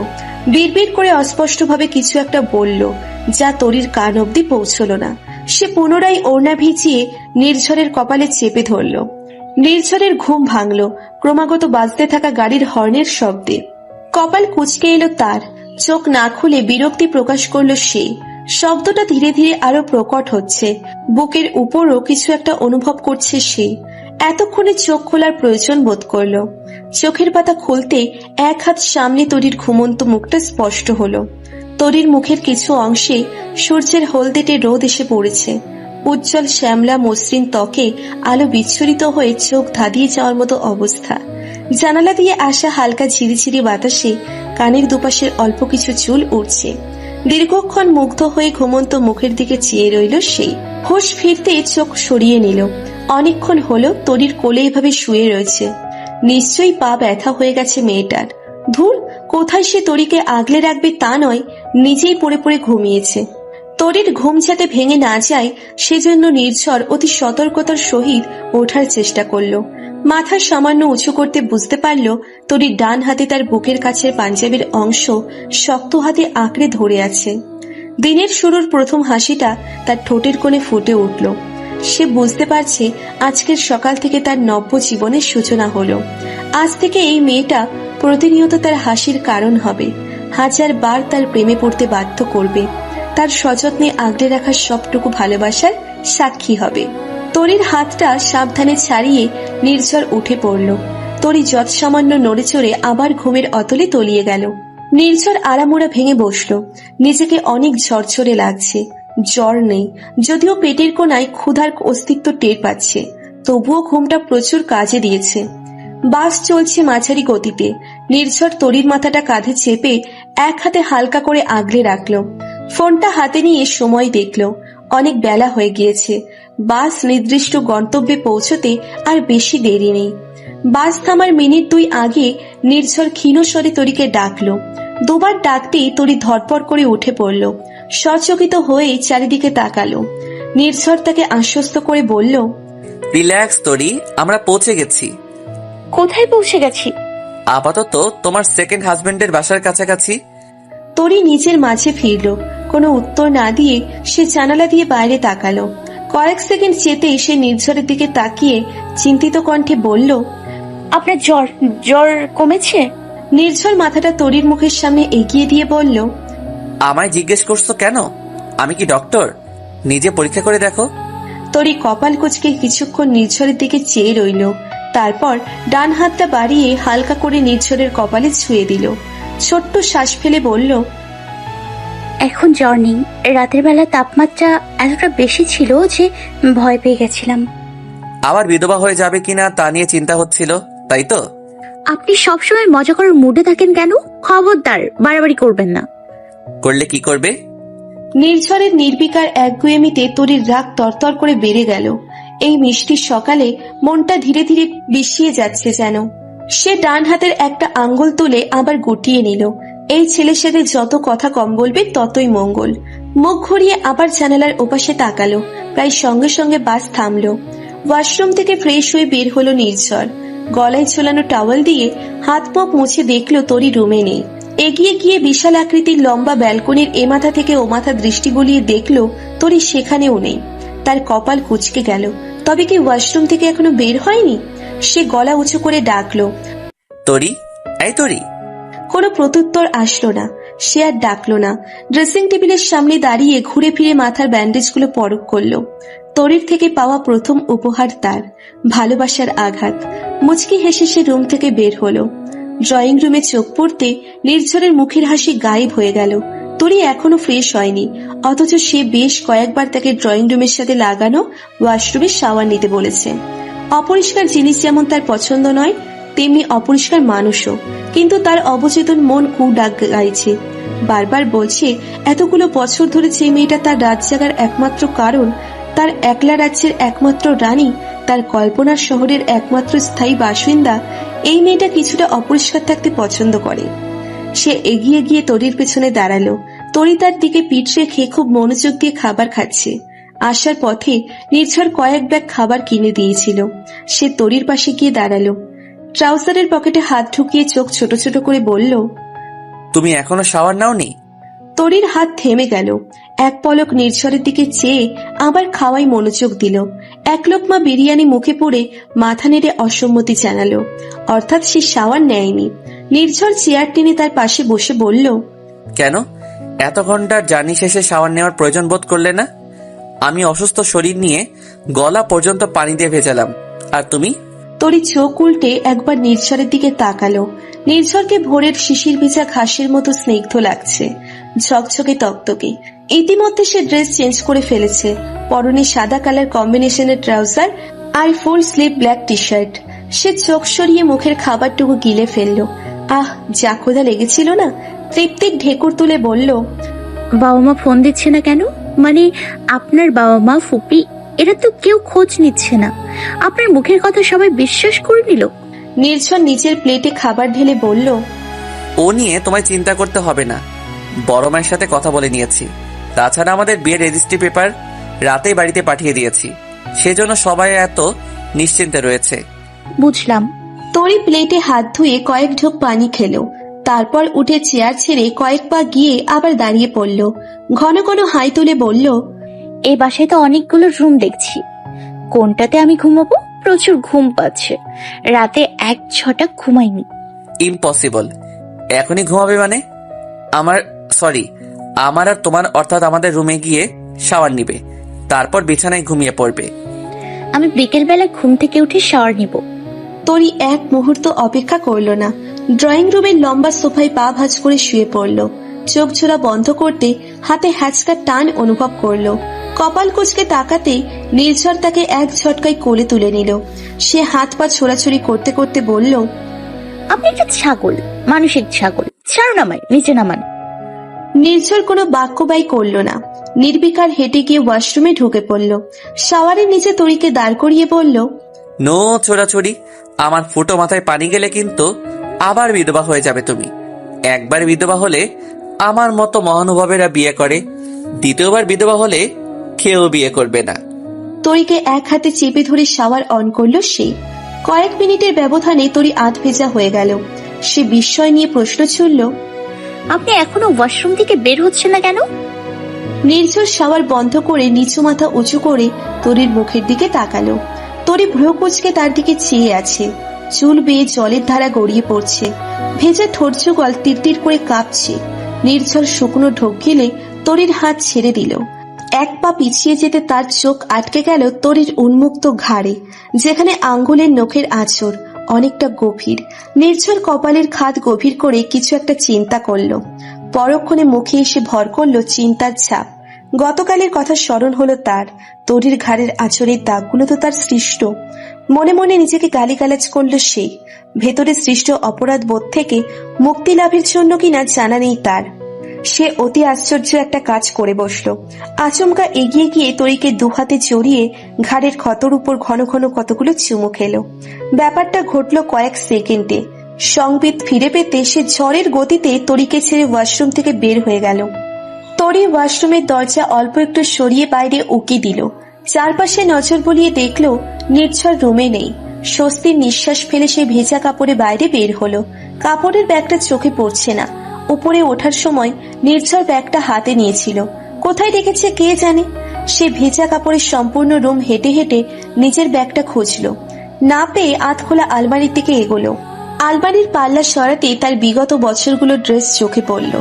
একটা তাকে তার কাপড়গুলো গুছিয়ে রাখা। ব্যাগটা আশেপাশে নেই। তরি অবাক হলো না, সে অবাক হওয়ার মুডে নেই। মাথার মধ্যে এখনো ঘুরছে কিছুক্ষণ আগে করা নির্ঝরের কাজটি। সে আনমনে একবার ডান হাতটা ঘাড়ে বোলালো। কিয়ৎক্ষণ মৌন থেকে খুব দ্রুত একটা 3 পিস হাতে নিয়ে ওয়াশরুমে ঢুকলো। ভেজা কাপড়গুলো ধুয়ে বালতিতে রাখতে বাইরে থেকে ধারাম করে কিছু পড়ার আওয়াজ কানে এলো তরির। সেই সাথেই নির্ঝরের ব্যথাতুর কণ্ঠের আর্তনাদ। চমকে উঠল সে। দ্রুত ওয়াশরুমের দরজা খুলে সামনে তাকাতে চোখ কোটর থেকে বের হওয়ার উপক্রম হলো। নির্ঝর চিৎপটাং হয়ে মেঝেতে শুয়ে আছে। চোখ মুখ কুঁচকে ব্যথা সহ্য করার চেষ্টা করছে। সে এক দৌড়ে এগিয়ে গেল, ঝুঁকে নির্ঝরের মুখের দিকে তাকালো। নিজের হাসি চেপে রেখে কৌতূহল নিয়ে প্রশ্ন করল, আপনি এভাবে ফ্লোরে শুয়ে আছেন কেন? নির্ঝর ব্যথায় নীল হয়ে যাওয়া চোখ মেলে তরির দিকে তাকালো। দাঁত কিরমির করে বলল, ফ্লোরে ভিটামিনই আছে, যেটা মস্তিষ্কের জন্য খুবই উপকারী, সেজন্য শুয়ে আছি। কোনো সমস্যা? না, সমস্যা থাকবে কেন? ঘাড়তেরা ডিঙি, তোমার মস্তিষ্ক সুবিধার না। আমার পাশে শুয়ে ভিটামিন ই শোষণ করো। আমার কোনো ভিটামিন দরকার নেই, আপনি শুয়ে থাকুন। নির্ঝর ঠাস করে উত্তর দিল, দরকার আছে। তুমি পৃথিবীর শ্রেষ্ঠ বোকা। তোমার মস্তিষ্ক ভিটামিন জনিত অপুষ্টিতে ভুগছে। ফ্লোর এভাবে ভিজিয়ে রেখেছো কেন? তরি ফোঁস করে নিঃশ্বাস ছাড়ল। সোজা হয়ে দাঁড়িয়ে বলল, ড্রেস নিয়ে ওয়াশরুমে ঢুকিনি, সেজন্য ভেজা কাপড়ের রুমে ঢুকেছিলাম। সহজে খুঁজে না পেয়ে রুমে কয়েকবার চক্কর দিতে হয়েছে। মহান কাজ করেছো। তা আমাকে আগেভাগে অবগত না করার জন্য ধন্যবাদ। আগে থেকে সতর্ক হলে ভিটামিন শোষণ করতে পারতাম না। আজ থেকে নিয়মিত ফ্লোর ভিজিয়ে রাখবো তাহলে, কি বলেন? নির্ঝর কিচ্ছু বলল না। দুর্বল শরীর নিয়ে দুহাত ফ্লোরে শক্ত করে চেপে ওঠার চেষ্টা করলো। এই কি তার কপালে জুটল? দেখা হওয়ার পর থেকে একের পর এক আঘাত করে যাচ্ছে, ব্যথা দিয়ে যাচ্ছে। কোথায় এখন একটু? তার ঠোঁটের করে হাসির রেখা দেখা দিল। খুব শীঘ্রই সে মুখটা থমথমে করে ফেলল। ফ্লোর থেকে উঠতে বেশ বেগ পেতে হচ্ছে দেখে তরি হাত বাড়িয়ে বলল, আমি কি একটু ধরবো হাত, মানে সাহায্য করব? না, তুই সাংঘাতিক। কেমিস্ট্রি ল্যাবে যেমন তেজস্ক্রিয় পদার্থগুলো সংরক্ষণের বোতলে বিভিন্ন সাংঘাতিক চিহ্ন দিয়ে তার ক্ষতিকারক সম্পর্কে অবগত করে রাখা হয়, তোমারও তেমনি কপালে সিলমোহর করে দেওয়া উচিত। বিপজ্জনক ও সাংঘাতিক। দূরে থাকুন। বুঝতে পেরেছো? তো দূরে থাকে না, বাধা দিয়েছে কে? দূরেই তো রয়েছি। আমার দূরে থাকা তো তোমার সহ্য হচ্ছে না, সেজন্য ফ্লোরে পানি ঢেলে রেখেছো। আপনার চোখ কোথায় থাকে? মেয়েদের গাল ঘাড় খুঁজে বেড়ায় সব সময়। বিড়বিড় করে বলে তরি সরে আসলো। নির্ঝর ততক্ষণে বসে পড়েছে। সে ফ্লোরে দুহাত রেখে হামাগুড়ি দিয়ে বিছানার কাছে আসলো। কোন রকমে বিছানায় উঠে হাত পা ছড়িয়ে শুয়ে পড়ল। তাকে একবার ডাক্তারের কাছে যেতে হবে। ভেজা চুলগুলো ছেড়ে তরি ব্যালকনি থেকে বের হলো। নির্ঝর চোখের উপর হাত রেখে আঙ্গুলের ফোকর দিয়ে তরির দিকে তাকালো। সঙ্গে সঙ্গে তার বুকের ধুকপুকানি বেড়ে গেল। রোজ স্বপ্নে দেখা মেয়েটা এভাবে তার রুমে তার চোখের সামনে দিব্যি ঘুরে বেড়াচ্ছে। কেমন বিশ্বাস হতে চায় না। এই গত পরশু রাতে যখন লুকিয়ে ছবি তুলেছিল তখন কত ভয় ছিল বুকের ভেতর। একটু ছুঁয়ে দিতে গিয়ে কতবার নিজেকে গুটিয়ে নিয়েছে, কত হাজার বার আবার এগিয়ে গিয়েছে। অথচ মাত্র কিছু সময়ের ব্যবধানে মেয়েটা তার বউ হয়ে গেল, তার অর্ধাঙ্গিনী। ঠিক অর্ধাঙ্গিনী নয়, সম্পূর্ণাঙ্গিনী। তরি ড্রেসিং টেবিলের সামনে দাঁড়িয়ে একবার পেছন ঘুরে নির্ঝরের দিকে তাকালো। নির্ঝর সঙ্গে সঙ্গে দু চোখ বন্ধ করে ফেলল। একটু পর চোখ খুলে দেখলো তরি আয়নার সামনে বসে পড়েছে। মাথার চুলে খুব মনোযোগ দিয়ে সিঁথি তুলছে। নির্ঝর কিছুক্ষণ মুগ্ধ নয়নে সেই দৃশ্য দেখল। সচকিত হতেই ঘুম ছড়ানো কণ্ঠে বলল, নৌকা, রাতে ঘুম হয়নি তোমার? আমার পাশে এসে ঘুমিয়ে পড়ো। তরি চট করে পড়ল, না। তোমার কথার মধ্যে এত নেগেটিভিটি ছড়াও কেন? সব সময় শুধু না না না। একটু পজিটিভ মাইন্ডেড হতে পারো না? তরি কিচ্ছু বলল না। নির্ঝর একটা হাই তুলে পাশ ফিরে দেওয়ালের দিকে মুখ দিল। কঠোর গলায় বলল, নো মোর টক। পাশে এসে শুয়ে পড়ো। ও হ্যাঁ, খবরদার, ঘুমের ঘরে কিন্তু হাই আশিক আর হাই বাটন ফোন করতে পারবে না। আমি কিন্তু এসব টলারেট করতে পারবো না। নির্ঝরের আর কোনো কথা তরির কানে এলো না। সে স্তব্ধ হয়ে কিছুক্ষণ নির্ঝরের পিঠের দিকে চেয়ে রইল। তার সবকিছু এখনো কেমন স্বপ্ন স্বপ্ন মনে হচ্ছে সে কয়েক সেকেন্ড বা কয়েক মিনিটের কোনো স্বপ্ন দেখছে। স্বপ্নে অল্প সময়কে অনেক দীর্ঘ মনে হয় বলে এই স্বপ্নটা ভাঙছে না। অনেক বড় স্বপ্ন মনে হচ্ছে, কিন্তু তার অপর মন জানে এটা স্বপ্ন নয়। এই যে এত কিছু ঘটছে সব বাস্তব। সে আয়নার সামনে থেকে উঠে পড়ল। আর এক নজর নির্ঝরের দিকে চেয়ে রুমের বাইরে পা রাখল। তরির ঘুম হালকা হতে পাশ ফিরতে নিল, পারল না। নিজেকে কারো বাহুবন্ধনে আবদ্ধ মনে হলো। মস্তিষ্কের থ্যালামাস কাজ করতে তড়িৎ গতিতে চোখ খুলল সে। চোখ খুলতে নির্ঝরের ঘুমন্ত মুখের প্রতিচ্ছবি দৃষ্টিপটে ভেসে উঠল। তাকে বুকে জড়িয়ে ঘুমিয়ে আছে। তরির গা গুলিয়ে উঠল। সে তো ড্রয়িং রুমের সোফায় ঘুমিয়েছিল, নির্ঝরের বিছানায় এলো কি করে? নির্ঝরের গরম নিঃশ্বাস তরির কপালের কাছটাতে আছড়ে পড়ছে। সে কিছুক্ষণ চুপচাপ রইল। ভেতরে রক্ত চলাচলের গতি বেড়ে যেতে শুকনো ঢোক গিলল। তারপর খুব সাবধানে পিঠের কাছে জড়িয়ে রাখা নির্ঝরের হাতটা সরালো তরি। আস্তে করে উঠে বিছানা ছেড়ে নামলো। নির্ঝরের পিঠের নিচে থাকা ওড়নাটা একটু একটু করে টেনে বের করে গায়ে জড়ালো। কয়েক পা দরজার দিকে এগিয়ে গিয়ে আবার পেছন ফিরে এলো। নির্ঝরের ঘুমন্ত মুখের দিকে চেয়ে তার প্রথমবারের মতো মনে হলো ছেলেটাকে যতটা খারাপ ভেবেছিল ততটা খারাপ নয়। রান্নাঘর থেকে খুটখাট আওয়াজ আসছে। তরি সরে গিয়ে রান্নাঘরে ঢুকলো। ধবধবে সাদা একটা বিড়াল ইতিউতি করছে। তাকে দেখে দীর্ঘক্ষণ নীল চোখ মেলে তাকিয়ে রইল। তরি মুচকি হেসে হাত বাড়িয়ে বলল, কাছে। বিড়ালটা এখনো ঠাই দাঁড়িয়ে আছে। তরি ধীর পায়ে এগিয়ে গিয়ে ধরতে নিতে এক লাফে রান্নাঘরের খোলা জানালা দিয়ে পালিয়ে গেল। একটা দীর্ঘশ্বাস ফেলে সে ডেকচিতে গরম পানি তুলে দিল। চা বানাবে। তার গ্রামের বাড়ির মোড়ে মজনু চাচা চা বিক্রি করত। ছোট্ট খুপড়ির মতো দোকান ছিল। কি ভালো চা বানাতো মজনু চাচা। চায়ের উপর দুধের স্বর ভাসতো সবসময়। আবার কবে না কবে মজনু চাচার হাতের চা খেতে পারবে ভেবে তরির মন খারাপ হয়ে গেল। চায়ের কাপে চুমুক দিয়ে তরির আশিকের কথা মনে পড়ল। আশিকের সাথে তার প্রথম সাক্ষাৎ হয় কলেজে যাওয়ার ৪র্থ দিনে। তার ক্লাসের ক্যাপ্টেন বড় ভাইদের সাথে পরিচয় করিয়ে দিচ্ছিল। হুট করে আশিককে সে দেখতে পায়। আশিকের চেহারায় একটা বাচ্চামো ছিল, যা দেখে তরি ভেবেছিল ছেলেটা হয়তো তাদের ক্লাসের। সেজন্য সে সালাম দেয়নি। পরক্ষণে তাকে এক বড় ভাই ধমক দিয়েছিল। সিনিয়র হওয়া সত্ত্বেও সালাম কেন দিল না? তারপর সে নিজের ভুল বুঝতে পেরে সালাম দিয়েছিল। প্রথম দিনই আশিকের তার প্রতি তাকানো অদ্ভুত দৃষ্টি লক্ষ্য করেছিল সে। এরপর মাঝে মধ্যে কলেজে দেখা হতো। মাস তিনেক আগে তাকে প্রপোজ করতে সে রাজি হয়ে যায়। আশিকের কোনো কিছুতে তার কখনো সন্দেহ জন্মায়নি, অথচ কেন সে ছেলেটা তাকে বিয়ে করতে এলো না কে জানে। তরির চোখের কোণে পানি জমে উঠল। পেটে হালকা ক্ষুধার অস্তিত্ব টের পেতে ফ্রিজ থেকে মিষ্টি বের করে দুটো খেলো সে।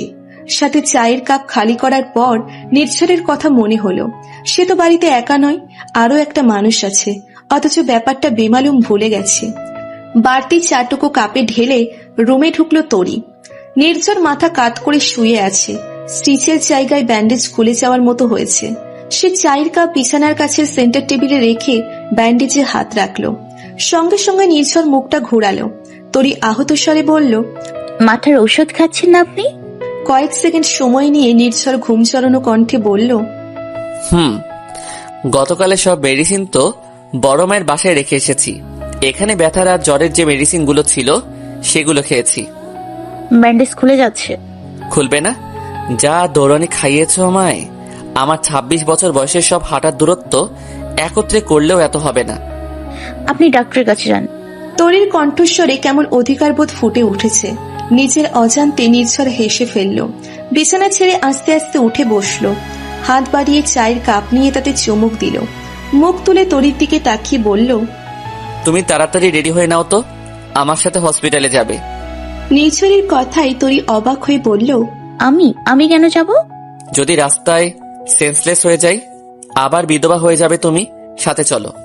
সেন্সলেস হবেন কেন? যেভাবে চ্যাটাং চ্যাটাং করে কথা বলছেন, আপনাকে দেখে তো একদম ফিট মনে হচ্ছে। নির্ঝর এক নিঃশ্বাসে ঠান্ডা হয়ে যাওয়া চাটুকু শেষ করলো। এক লাফে উঠে তরির দিকে এগিয়ে গেল। কাছাকাছি গিয়ে দাঁড়িয়ে বলল, নৌকা, তোমাকে একা বাসায় রেখে আমি কি করে যাব বলো তো?